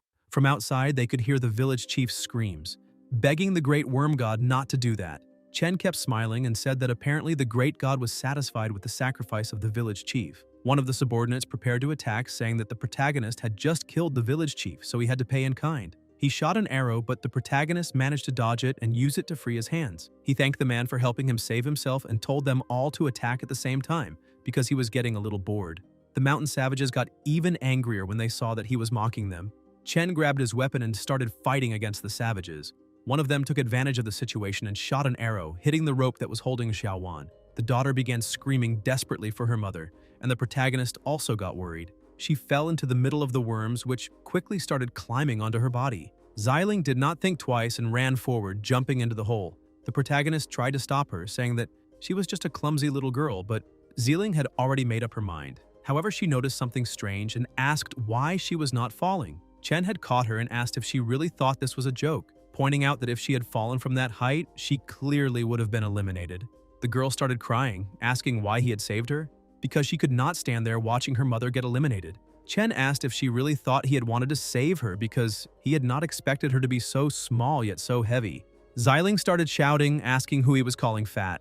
Chen tried to tell her to stop moving, but it was too late. Her shirt ended up tearing, and he complained that he would not have any more clothes if she kept tearing them. At the bottom of the hole, she got up complaining of pain and asking what kind of place that was. A little lost, she looked ahead, calling for her mother and even for the protagonist. She heard someone approaching and a voice saying that he was there. A little more relieved, she looked back, asking how Chen had gotten down. However, what she was seeing was a ghost of the protagonist. The ghost said that because of her, he had been eliminated and suffered a horrible punishment. Zealing became desperate and screamed that she had not meant that, asking for forgiveness. The protagonist told her to say that he was a good big brother 3 times. Then he could rest in peace and forgive her. Without thinking twice, she shouted that he was a good big brother 3 times in a row. Chen touched her head, saying that he had finally managed to hear it and removed the mask he had been using to scare her, saying that since she was calling him so intimately, he could call her dear little sister. Zealing became furious, asking how he dared trick her like that, and headbutted his stomach, saying that he was going too far. The protagonist explained that he had not only been trying to lighten the mood because he had done it since he thought she was too nervous and would collapse. Zealing said that this was not the time to talk about those things and asked if he had seen her mother. Chen said that while she had been unconscious, he had searched all around inside there but could not find her. Frightened, she began to cry and asked if that meant her mother had been devoured by the god. However, the protagonist found that a little strange, because he had only found the village chief's remains at the bottom of the cave, but had found nothing of her mother, which meant that she must have been taken by that worm god as a food reserve. Suddenly, a panel with the main mission appeared, saying that he needed to eliminate the worm god and the mission reward was experience points. In addition, He also had a side mission, which was to rescue Xiaowan in order to gain the reward of a mysterious item. He explained that the mission was asking him to save Xiaowan, so everything he had said was correct, and besides, she should be safe for now. Ziling, anxious to see her mother again, asked the protagonist what they were waiting for because they needed to go immediately. Chen knelt in front of her and held her firmly, saying that she would be safe there so she should hide, because he promised he would save her mother. Moved, she thanked him and ended up agreeing. Chen shouted that this way he would be able to be alone with Xiaowan, imagining that as soon as he managed to rescue her, she would fall in love and ask how she could repay him, so he would suggest giving Ziling a younger brother. She slapped him across the face, saying that she had already known he had ulterior motives. But the protagonist decided to speak seriously. He explained that she was just a little girl, so even if she went along, she would only get in the way.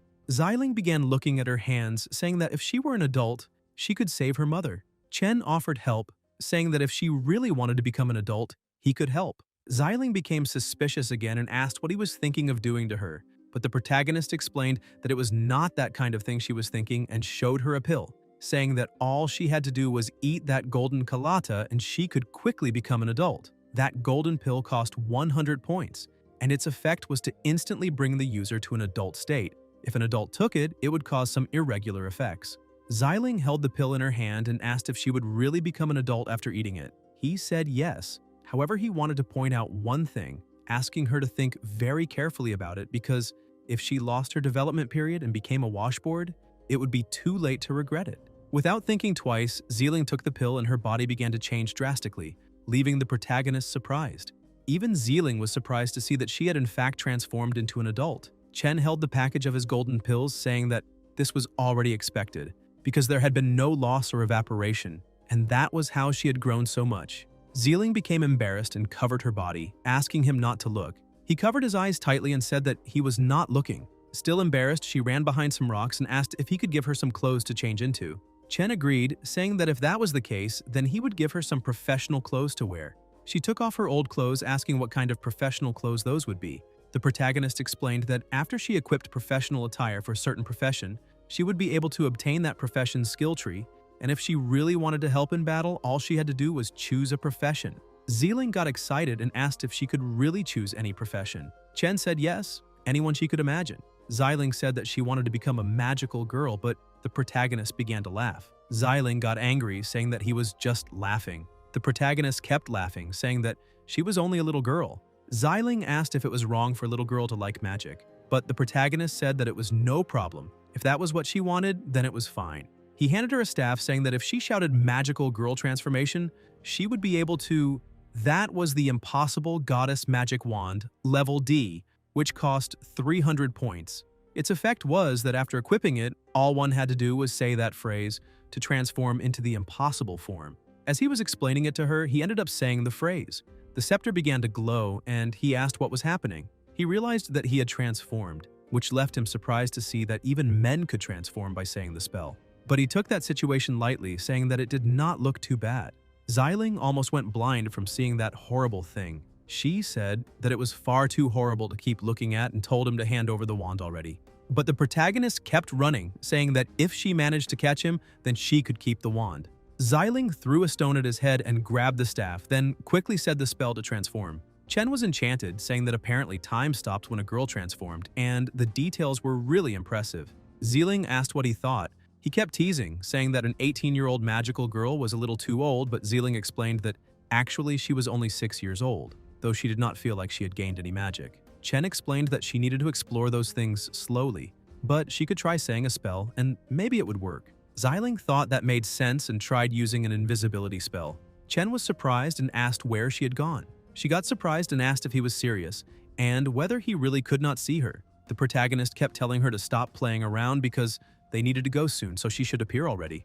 Ziling took advantage of the situation to go relieve herself because she had been holding it in for a long time and could finally let go. While enjoying the moment, Chen crouched beside her and stared at her face. She was startled, and he said that this was not something a young lady should do. Ziling quickly pulled her clothes up, saying that he should not do that, and asked why he had said that he could not see her. Chen explained that he had only been joking and could not believe that she had really fallen for that trick. Ziling kept feeling embarrassed, saying that now she would never be able to get married. Chen told her to be quiet because he was hearing something. Suddenly, several insects began approaching them. Zealing got scared and asked why so many had suddenly appeared. The protagonist explained that those were blood-sucking worms, and they were very sensitive to the smell of a prey's bodily fluids, so as long as they sensed the smell, they would gather. And all of that was because someone had relieved herself just anywhere, which attracted that enormous number of bugs. Zealing shouted that she could not be blamed for that and threw herself into the protagonist's arms, saying that they were getting too close, and in her panic asked whether she was going to be devoured by those insects. The protagonist took out a level D diuretic, which contained a concentrated liquid and, after consumption, could quickly produce a strong urge to urinate. Besides, only 1 milliliter per dose was required. Holding the bottle, he told her not to worry because he had found a way to deal with that. Chen drank the entire bottle and shouted that the urge was already coming. He removed his pants and she asked why he was doing that. Chen explained that he was doing it to break the seal. He concentrated and used water release, water dragon jutsu. Thanks to the huge amount of urine, the worm stopped approaching and went for the new target. He fell to the ground, saying that there was not a single drop of water left in his body. Zealing got worried and asked if he was all right. With a pale and dried-up face, he said that he was fine. The only problem was that his kidney hurt a little. Zealing said that they needed to get out of there before those insects came back. However, the insects began to die, and the system informed him several times that he had gained 10 experience points. He explained that it was all right because after taking that medicine, toxins were produced in the urine, causing all the insects to be eliminated. Zealing was happy, however, she asked how they would be able to find her mother's whereabouts. Chen took out an item, saying that at times like these, he needed to use his equipment, and explained that if they could follow the mother's scent, they would be able to find her. That was a level D K9 nasal spray, which cost 50 points. After use, a person could gain an extremely powerful sense of smell for a certain period of time. Zealing asked why he had so many strange things and whether he was a blue-faced cat. Chen explained that a man with a secret was charming. However, he told her to stop talking nonsense and asked if she had any personal belonging of her mother with her. Zealing became embarrassed and said that she did have one belonging, then carefully handed it to him. The protagonist looked at the item and asked whether she really carried her mother's socks with her, which showed that she was perverted. Zealing said that he was the last person who could call someone a pervert. She explained that some time ago she had been playing with that sock and ended up keeping it. Chen handed her the spray and asked for the sock so that he could smell it and find the mother. Zealing agreed, but threw the spray at the protagonist's head, telling him not to put the sock on his head, but Chen was savoring it, saying that it smelled like ripe fruit. Zealing opened the magic orb and noticed that it came with instructions. Meanwhile, the protagonist was sniffing like a dog. He told Zealing to immediately look up some useful magical spells because maybe that would be better for the future. Zealing explained that she was very hungry and asked if he could summon some kind of food. Chen explained that unfortunately he did not have any food there with him. Besides, if she wanted to survive in that game, survival skills were very important. Zealing pointed behind him, asking what those things were. Some bats were flying toward them, but the protagonist started attacking them and explained that those bats had red eyes, and the orb she had created to light the path had probably drawn their attention. While continuing to fight, he told her to focus, that he would take care of everything. He kept eliminating all the bats, but began to grow exhausted because there were many red-eyed bats, and he needed to think of a more effective way. Zealing shouted for him to lower his head and used magical flame, destroying everything in front of her. The protagonist said that he had already forgotten about the bats because now he was more afraid of the fire than of them, and Chen praised her, saying that he was truly surprised. She smiled, a little embarrassed, thanking him for the compliment, but thought that it was better not to mention that by accident he had lost half his hair. Suddenly she smelled the bats and said that they were scary, but after being burned, the smell was very good, which made her ask whether they were edible. But the protagonist told her that she could not do that because bats carried many diseases, and only idiots with something wrong in their heads would consume something like that. Zealing asked what they should do then, because she was already a little hungry, but because she had used fire magic, her hunger had increased drastically. Chen said that was true, and that he had already found the safest and most nutritious food they could have. As soon as she saw what it was, she asked whether he was serious. The protagonist held one of the insects in his hand, saying that it tasted like crispy chicken, so all they had to do was remove the head and then eat it. Zealing refused, saying that even if she starved to death, she would not eat those disgusting things.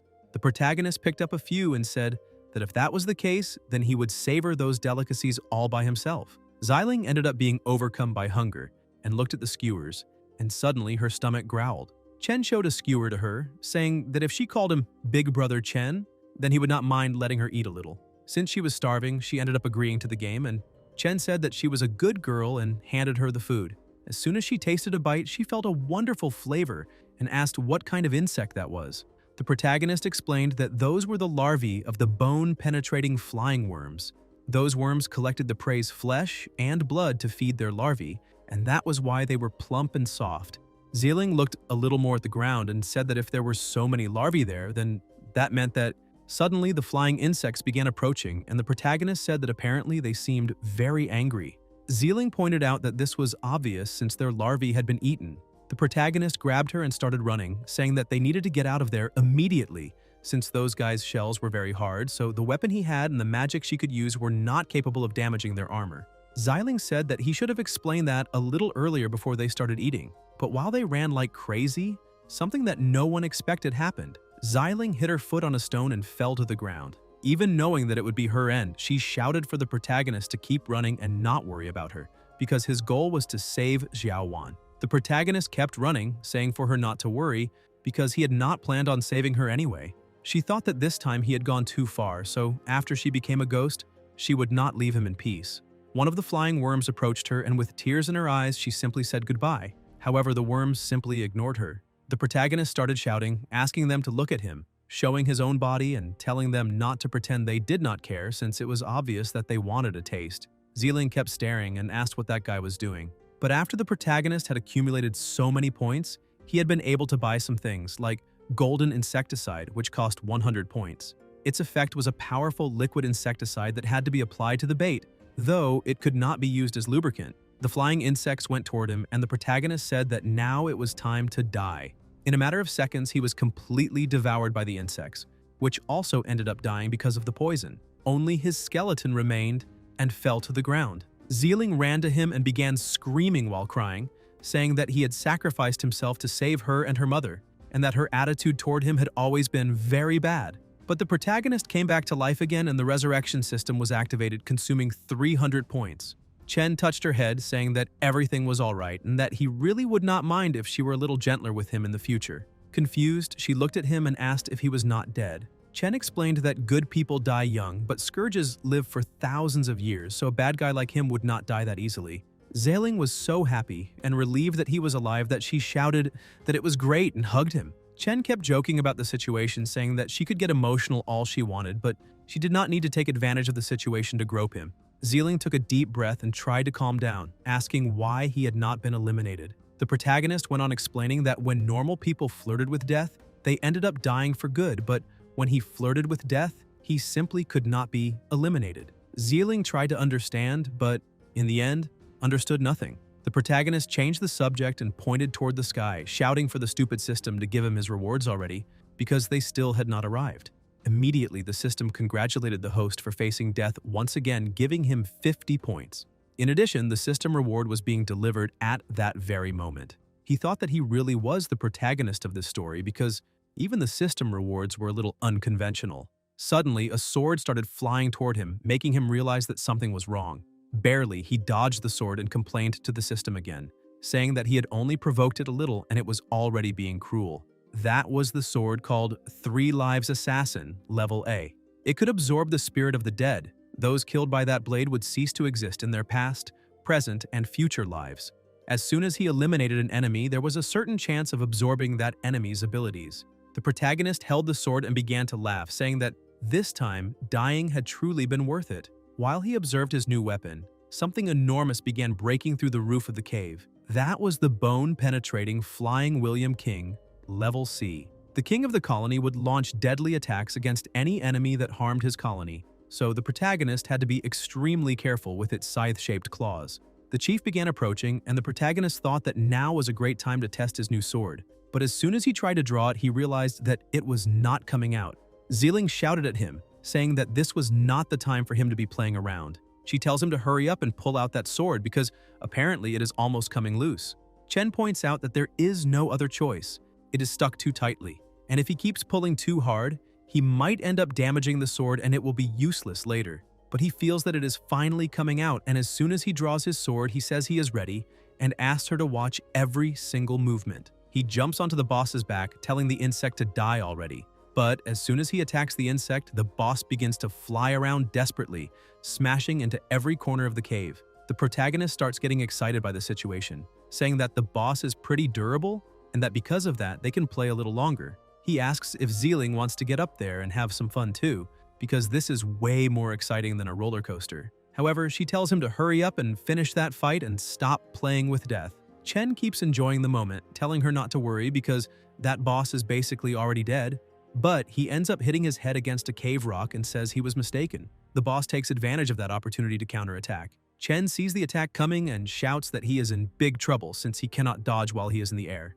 Zealing attacks with flames and manages to save Chen. She asks if he is alright, but the protagonist simply thanks her for the help and says that next time he will reward her with a lollipop. He grabs a skewer with the worms and starts eating them while asking the boss if those are the colony's children. As soon as he chews one of the insects, the boss is consumed by rage and charges at him again. But the protagonist manages to block the attack and quickly grabs his other knife. He thinks that thanks to the knife the butcher gave him, he managed to hit the boss's weak point.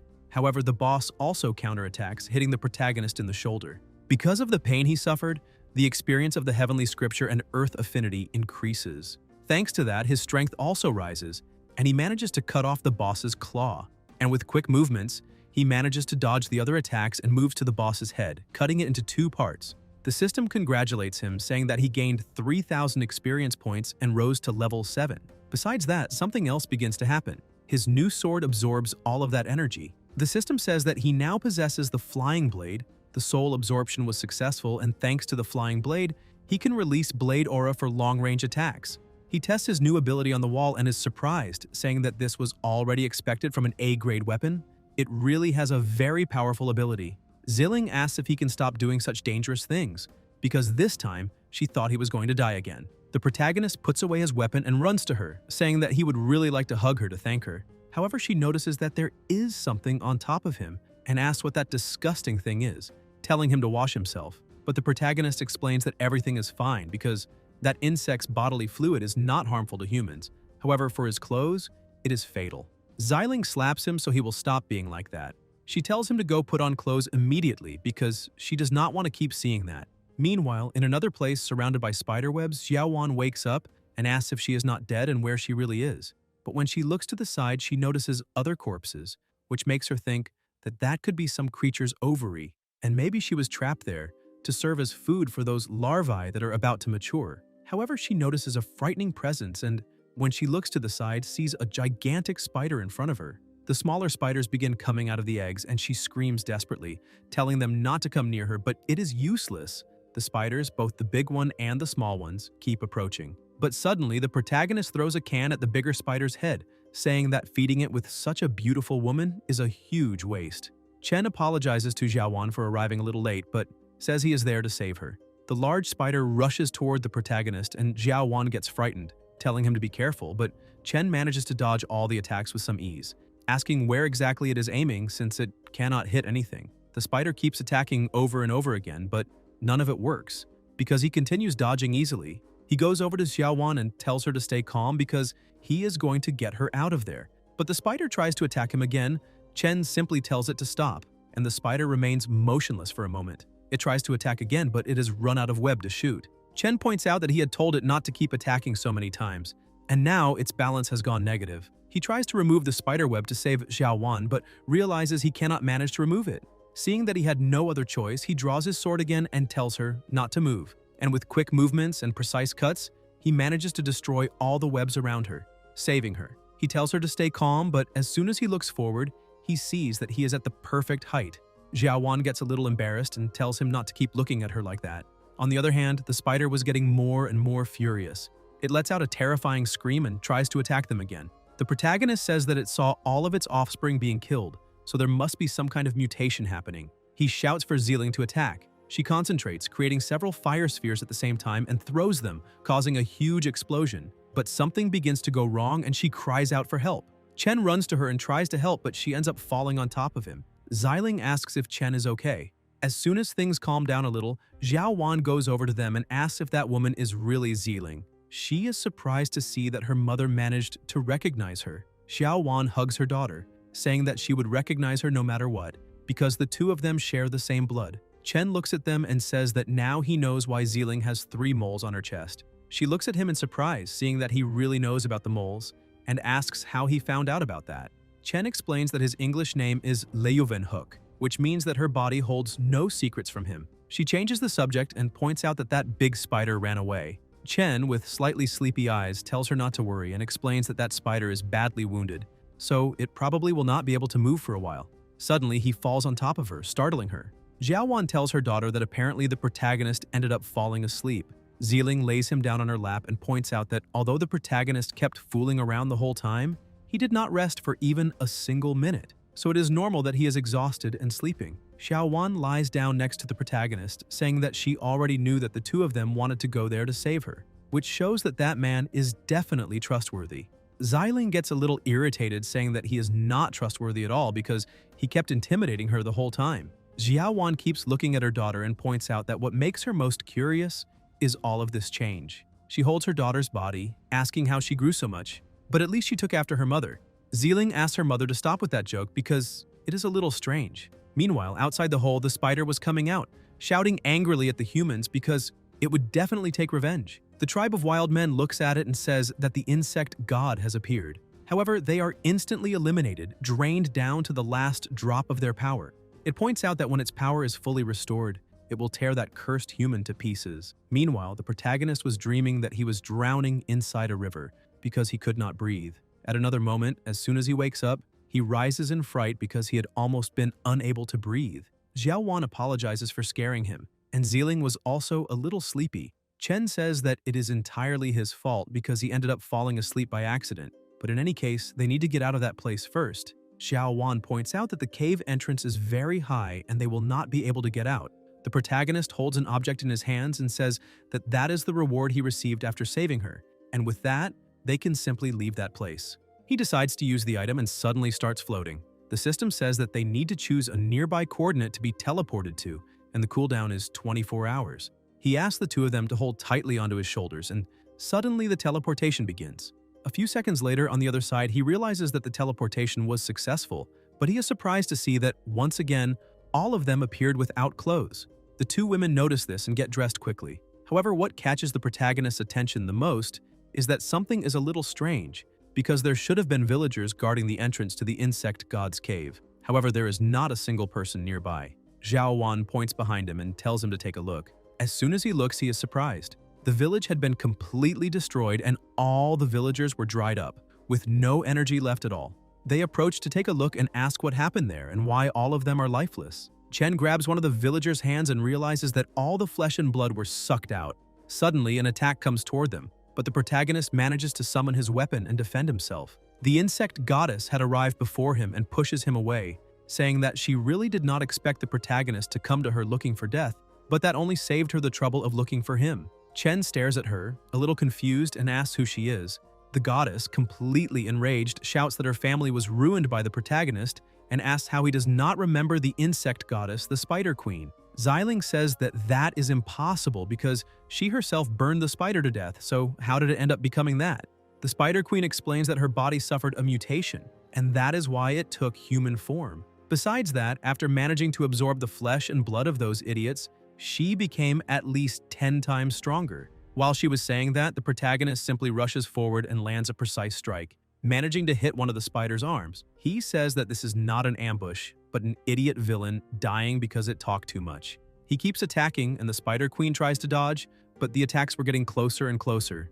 With a tense expression, she says that he is very naive because the flesh and blood of those humans gave her an incredibly powerful self-healing ability. She manages to rebuild the arm he had cut off and points out that no matter how many times he cuts her, he will never truly be able to hurt her. She uses the Thousand Spider Silk Web Matrix skill while shouting that she needs revenge for her children and her home. The protagonist tells the two women to get out of the way because he will take care of the situation.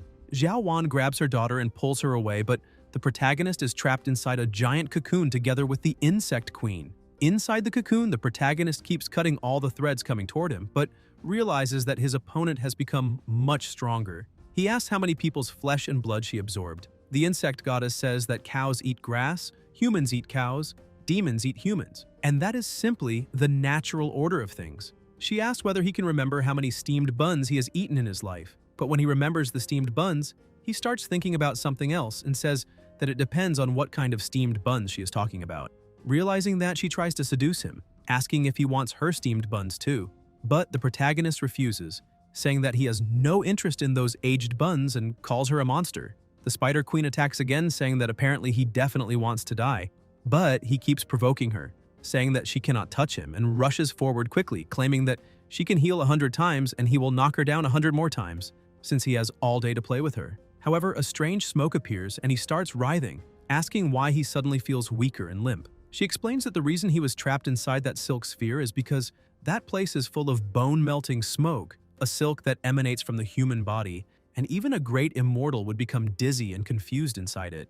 Taking advantage of that situation, she manages to capture him, but the protagonist keeps acting the same way, saying that she really managed to capture him, so now she can do whatever she wants, torture him or kill him. The spider approaches and with a smile on her face touches the protagonist's face, saying that revenge for her children must be carried out. However, all of that was part of his plan, because he had already courted death a few times, which gave him enough points to revive a few times. She attacks and the protagonist prepares for the end, but realizes that only his clothes were destroyed. Confused, he asks whether she was not supposed to kill him. So why did she simply tear his clothes apart? The Spider Queen keeps looking at him, saying that because of him, all of her children were eliminated. Besides that, the bone-melting smoke will keep him in perpetual arousal, so dying with a kind of endless pleasure is actually something good for him. However, what she really wants is for him to give all her children back. But the protagonist says that he would rather die than be dishonored and tells her to stay away. The noises inside that place begin, and Ziling becomes desperate, saying that they cannot let the protagonist go through that, so they need to get him out of there. Xiaowan tries to stop her daughter, asking her not to be rash, but she remains desperate and asks what they should do. Then she gets an idea, because spiders are probably afraid of fire. She uses her flame power to attack that silk sphere, but it is useless since it does not leave a single scratch. She remains desperate, asking what they should do, because he is fighting alone and they cannot do anything. Chen begins begging for Her Majesty to show mercy, but other noises begin to appear. Xiling asks her mother what kind of noise that is coming from inside. Xiaowan tries to dodge the subject, saying that some matters are still a little too early for her to understand. A short while later, a slash is made in the silk sphere, and the Spider Queen comes out of it completely euphoric, saying that that battle was thrilling. Xiling asks what happened to the protagonist. The queen shows him completely dried out and throws him to the ground, saying that she devoured him completely and only the remains were left. The two women become desperate, unable to believe that this was really happening. Xiling holds his body and begins to cry. However, the protagonist's body simply scatters into the wind. The Spider Queen tells them not to worry and places a hand on her stomach, saying that his life will be preserved by her. On the other hand, the two of them only need to become her food. The queen attacks, and Xiaowan runs to try to save her daughter, but gets caught. Xiling immediately steps in front of her mother, saying that if the queen wants to eat someone, then let it be her and let her mother go away. The queen approaches laughing, saying that the affection between mother and daughter really runs deep, but they should not worry because soon they will be together inside her stomach. However, a sound begins to come from the dust of the protagonist's body and he transforms again. This time, the energy in his body was tremendously greater, making everyone ask what is happening to him. The protagonist continues releasing even more of his strength, and the system informs him that the reward for rebirth has been obtained. Now he possesses the indestructible pure yang body. Concentrating, he brings both hands together, leaving the girls surprised. After using the new ability, his defense and resistance to all negative effects increase greatly, but his attack power and agility are reduced. It is a martial art that combines the Golden Bell shield and the Iron Shirt, and when trained to a high level, it allows someone to become immune to blades and spears and retract his yang. Chen calls out to the queen, saying that her opponent has returned and wants a new fight. She charges at him again while he stands completely still and takes the attack. However, her blow does not leave a single scratch, not even on his clothes. He asks if that is really everything she has, and besides that, compared to the way he was punished a short while ago, she will suffer much more. The Spider Queen refuses to give up and tries to attack him again, managing to bind his body and points out that turning him into dust is an immense pleasure. Chen keeps laughing, saying that she had better not regret her choices.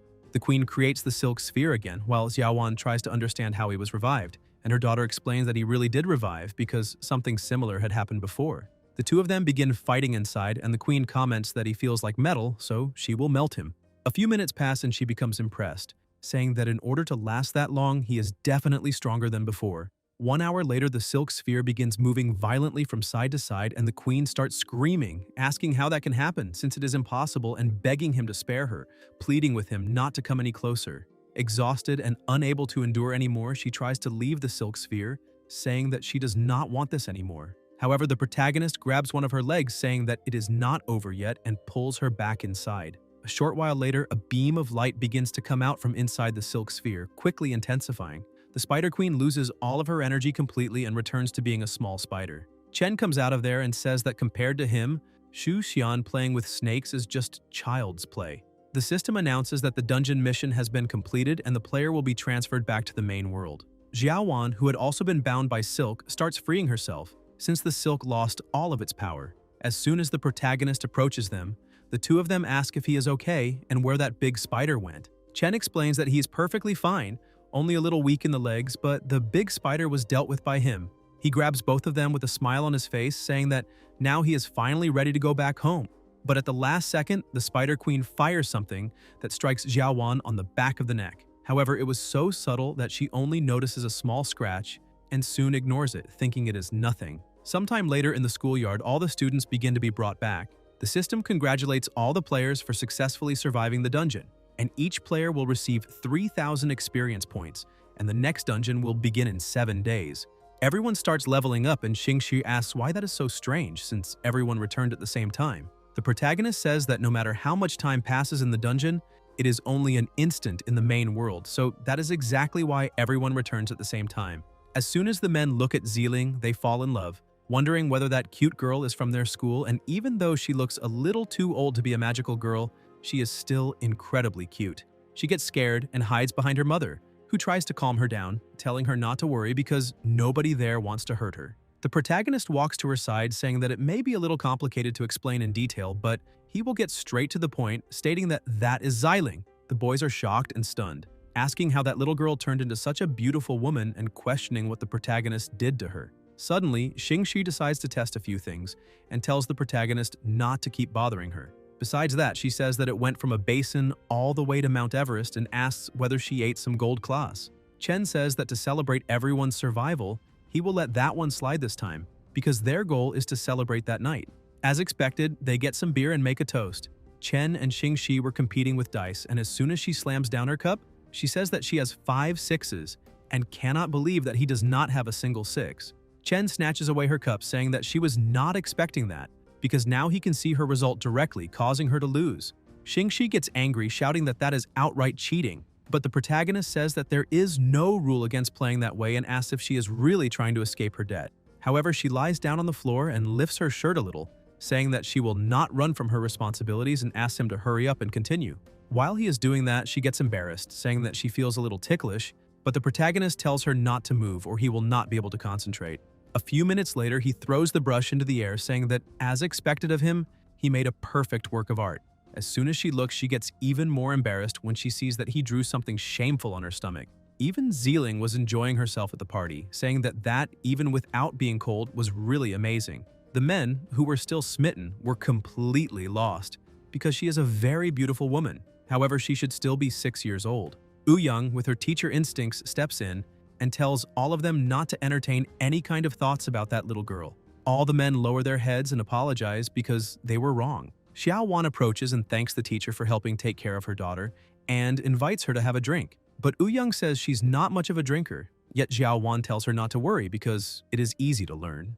The teacher gets a little embarrassed but ends up agreeing. 3 hours later, Chen takes Xingxi to her room and, even completely drunk, she shouts that she still could drink a little more. However, the protagonist disagrees, saying that she got sick after drinking only 1 bottle. The policewoman throws herself onto the bed, looking at him while saying that she is still not drunk. Chen takes advantage of the situation and says that he is going to take a picture of her to show her what she looked like the next day, but Xingxi grabs him by the arm and throws him onto the sheets. She asks if he wants to play a game with her called Investigator and Criminal. She gets ready to search him, but the protagonist starts wondering how he can take advantage of a girl when she is in that state. However, if he refuses, that would be even more disrespectful toward her. Suddenly, she pins down his hands and he finds that game interesting. With that, they begin the game, and the system announces that the experience of the heavenly scripture increased even more. The next day, early in the morning, the protagonist gathers everyone, and they begin asking why they are gathering so early. But as soon as the students notice the protagonist's face, they start laughing, saying that the battle from the previous night was very intense. He was covered in marks because of what had happened, but he asks everyone to stop that and points out that the next dungeon will open soon. He explains that during this period, everyone must leave the safe zone and go through live combat training. Xingxi was completely embarrassed, covering her face and asking nobody to ask anything, because she knows nothing at all, but Ouyang asks what exactly the two of them did the previous night. The girls ask whether leaving the safe zone will not be too dangerous, and whether they also need to go just because they are women. The protagonist points out that enemies will not go easier on them just because they are women, and if they cannot even deal with the zombies outside, they probably will not survive the next dungeon. After explaining the situation, he asks everyone to gather supplies and then form groups of 4 people so they can begin the training. Xiaowan goes up to him saying that she's not familiar with fighting and things like that at all and asks whether this could hinder the rest of the team. Chen points out that in general, dungeons are always done in teams. And besides the combat personnel, support personnel are also very important, which is why he prepared suitable professional clothes for her. He asked her not to be so formal because her daughter helped a lot in the last dungeon, so she should simply accept the gift. Once again, the boys could not understand how one person could contain so much beauty, and that was already to be expected from a mother-daughter duo. Xiaowan had received a nurse outfit, but she said she always feels that something is a little strange. That is a level C nurse uniform costing 300 points, and its effect is that after equipping it, it grants auxiliary abilities such as medical arts, basic pharmacology, and artificial respiration. But in truth, the protagonist was thinking that he had finally managed to complete his cast: teachers, policewomen, nurses, and magical girls. The 3 women walk over to him asking whether he is starting to fantasize about something strange. Sometime later, outside the safe zone, Xingxi manages to fire a precise shot into one of the zombies, gaining 100 experience points. However, she ends up lowering her guard and another monster approaches from behind her. She tries to escape, but her clothes end up getting damaged. The teacher appears from behind and finishes off that other zombie. Xiaowan takes the opportunity and runs over to heal her companion. Meanwhile, from a distance, the protagonist watched everything, saying that although they are still a little green, their coordination is not bad, and even without him there, they are already capable of facing danger on their own. Suddenly, he hears a noise and, when he looks again, realizes that an elite monster has just appeared. Xingxi and Ouyang were walking, and the elite monster spots them. The teacher tells the policewoman to act first. She takes aim and thinks that from that distance, she definitely will not miss the shot. But as soon as she fires, the monster simply manages to use its abilities to dodge the bullets. However, the teacher rushes forward quickly and lands an extremely powerful blow, throwing the monster backward. Xingxi is happy because that was already expected from the teacher. She is becoming more and more skilled and does not even need to transform into a half-zombie. Xiaowan also praises the teacher, saying that she gives off a very strong sense of safety. The teacher gets a little embarrassed and with a smile on her face says that honestly she does not like turning into a half-zombie, so she avoids it as much as possible. But in the middle of all that dust, a sound is heard, and suddenly the monster reappears. The monster tries to attack Xiaowan, and the 2 women are frightened because they were not going to be able to stop it. However, the monster is cut in half. The protagonist's sword had struck that monster's head. He goes over to them and extends a hand to the nurse, asking whether she is okay. Xiaowan takes his hand and says that he arrived in time and that she is fine. Xingxi breathes in relief because they were very lucky that the protagonist arrived in time, otherwise things would have become problematic. Chen touches her forehead and explains that in a battle it is very important to protect the weaker teammates. Xiaowan is a healer, so they need to protect her as much as possible. Xiaowan gets a little upset, saying that because she is a healer, she has no strength at all, but the protagonist explains that healer means support personnel, so her main abilities are to heal and serve as support for the rest of the team. Xingxi notices that he used a stamp to mark her forehead and tries to remove it, while explaining that he did not do that on purpose. However, she realizes that she cannot remove the mark he put there. The protagonist shows other stamps, saying that the mark he left on her is not the only one. She realizes that there are other marks on her body and asks when exactly he put those there. The system finally registers that the elite monster was eliminated and gives the protagonist the level D flaming claw blade, which increases the chance of dealing fire damage in attacks. The protagonist points out that the item the elite monster left behind is perfect for the teacher. As soon as she puts on the iron claw, she gets a little upset, since she feels that she's getting farther and farther away from being a normal teacher. Suddenly, someone else comments that apparently they have some good equipment, and they begin emerging from the mist, saying that giving such good items to novice people is a total waste. Chen still remembers those people. They are members of the Light of the Apocalypse. In his past memories, he recalls that they were an arrogant group that acted under the pretense of being good people. Xingxi asks who they are and why they should hand over the loot from the battle they had just won. The group introduces themselves, saying that they are members of the Light of the Apocalypse safe zone, and as the name suggests, they are the light that guides everyone out of that apocalypse.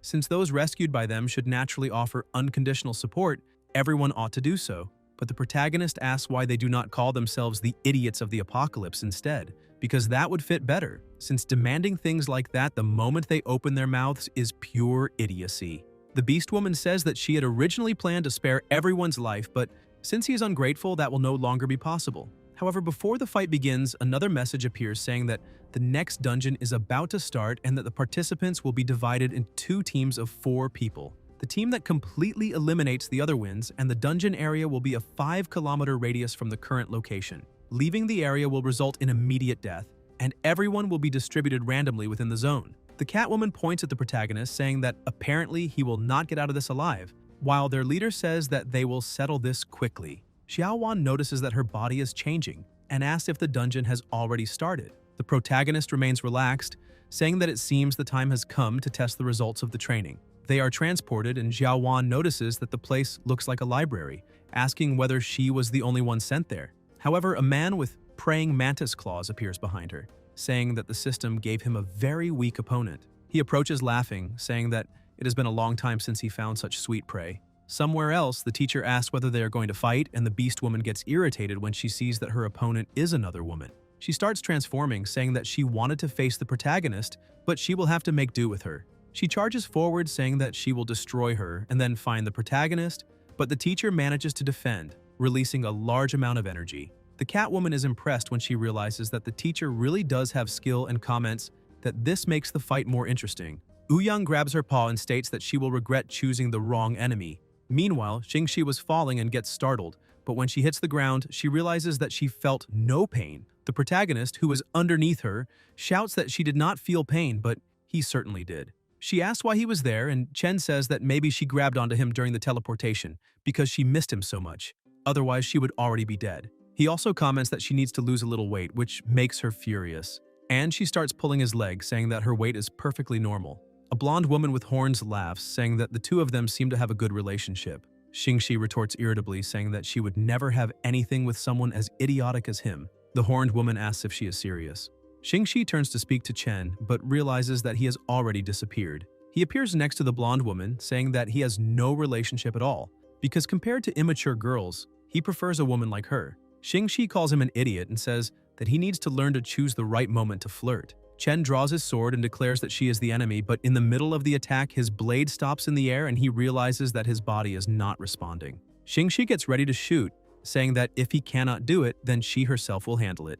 However, he puts away the sword and steps in front of her, telling her not to shoot. Xingxi gets even more irritated, saying that he not only hesitated, but is also trying to protect her. Chen tries to explain that it is not his fault because his body is out of control. The horned woman then reveals that in the last dungeon, she gained an ability called Sharingan, and any man who meets her gaze will fall under her control. The horned woman orders the protagonist to attack. He lunges forward, and Xingxi asks if he is really going to do that.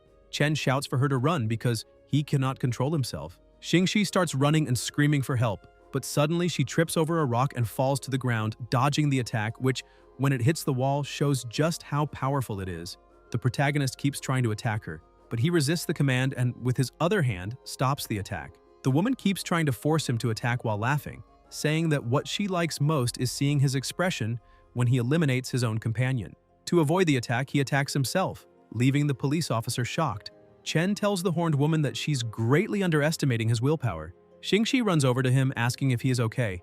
The horned woman keeps mocking them, saying that with just one look between the two of them, she can control him again. That is why he needs to hand his partner over to her. But the protagonist says that if the problem is his eyes, then he just needs to solve the situation. The woman is surprised to see that he has torn out his own eyes. The horned woman says that all men are the same. They let themselves be fooled by beautiful women. But her pupil control technique will not fail.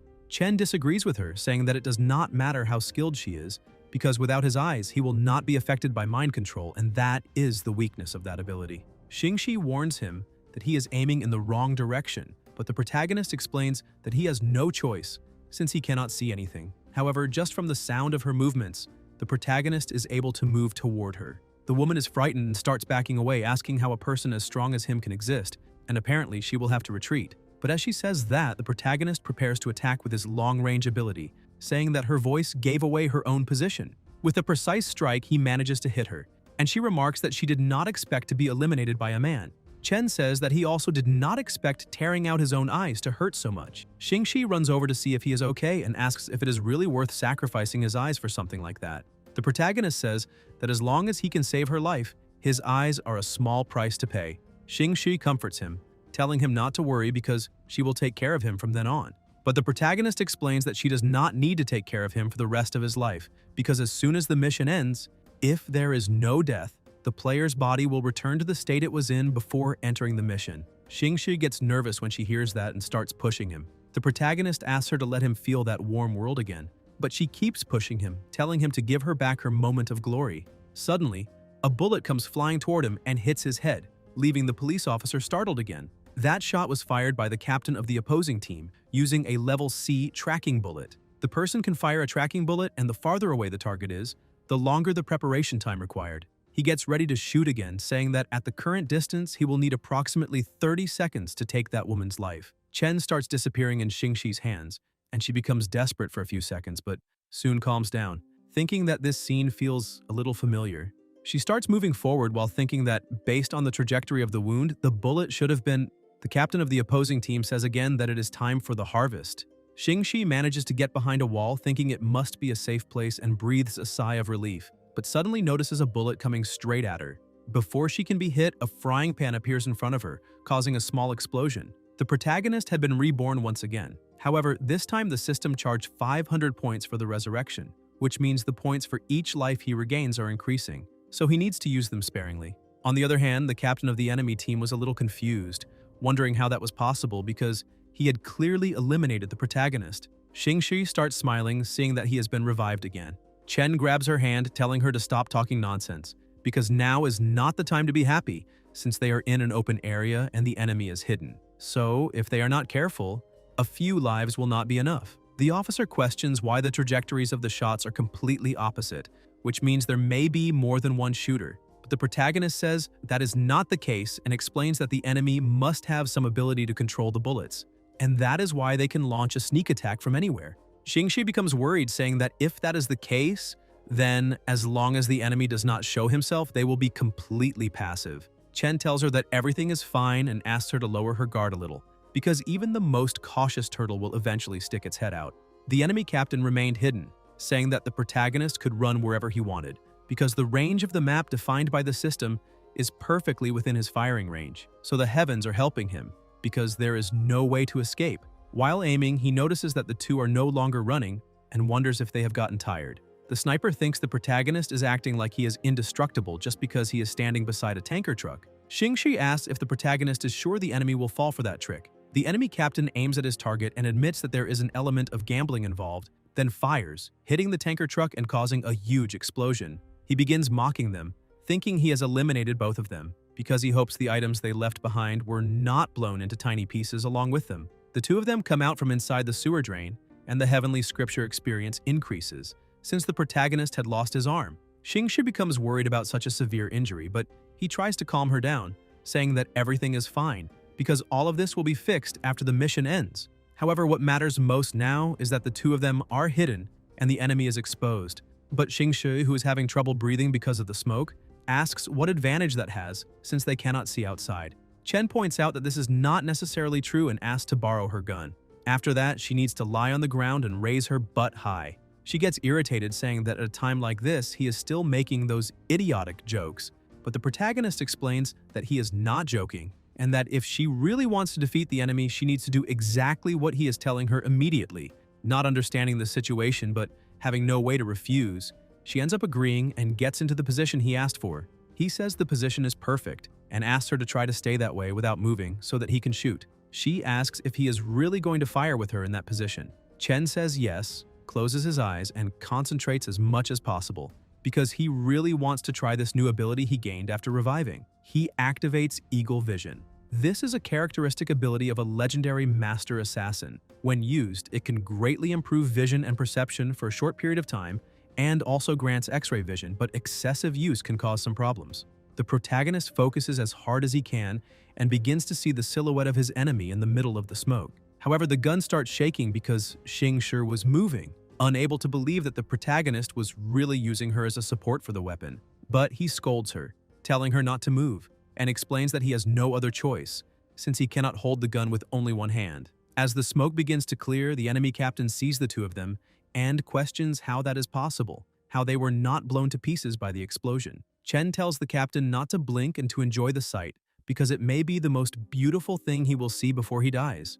Since there was nothing else he could do, he simply enjoyed the view and was soon hit dead on by the protagonist's shot. But before being eliminated, he says that the color she is wearing is purple, but he prefers white. Chen says the white one is in the washing machine, so he will have to settle for it and rest in peace in his purple fantasy. Xing Shi, who is already irritated by the whole situation, grabs her gun again and points it at the protagonist, asking what purple fantasy he is talking about and whether he really saw her underwear. He tries to defend himself, saying that it is just underwear, and on top of that asks why she is trying to argue with a dead man. Meanwhile, the Catwoman and the teacher were still in the middle of their battle, but the Catwoman had a slight advantage and manages to land a blow, throwing the teacher into one of the buildings. Ouyang is impressed to see that her opponent's brute strength really is very great. The Catwoman releases even more of her power, saying that if that is all her opponent can offer, then she will end it immediately. She fully transforms into a tiger, and just the roar alone creates a terrifying pressure. The teacher realizes that she also needs to increase the degree of her zombie transformation to face her,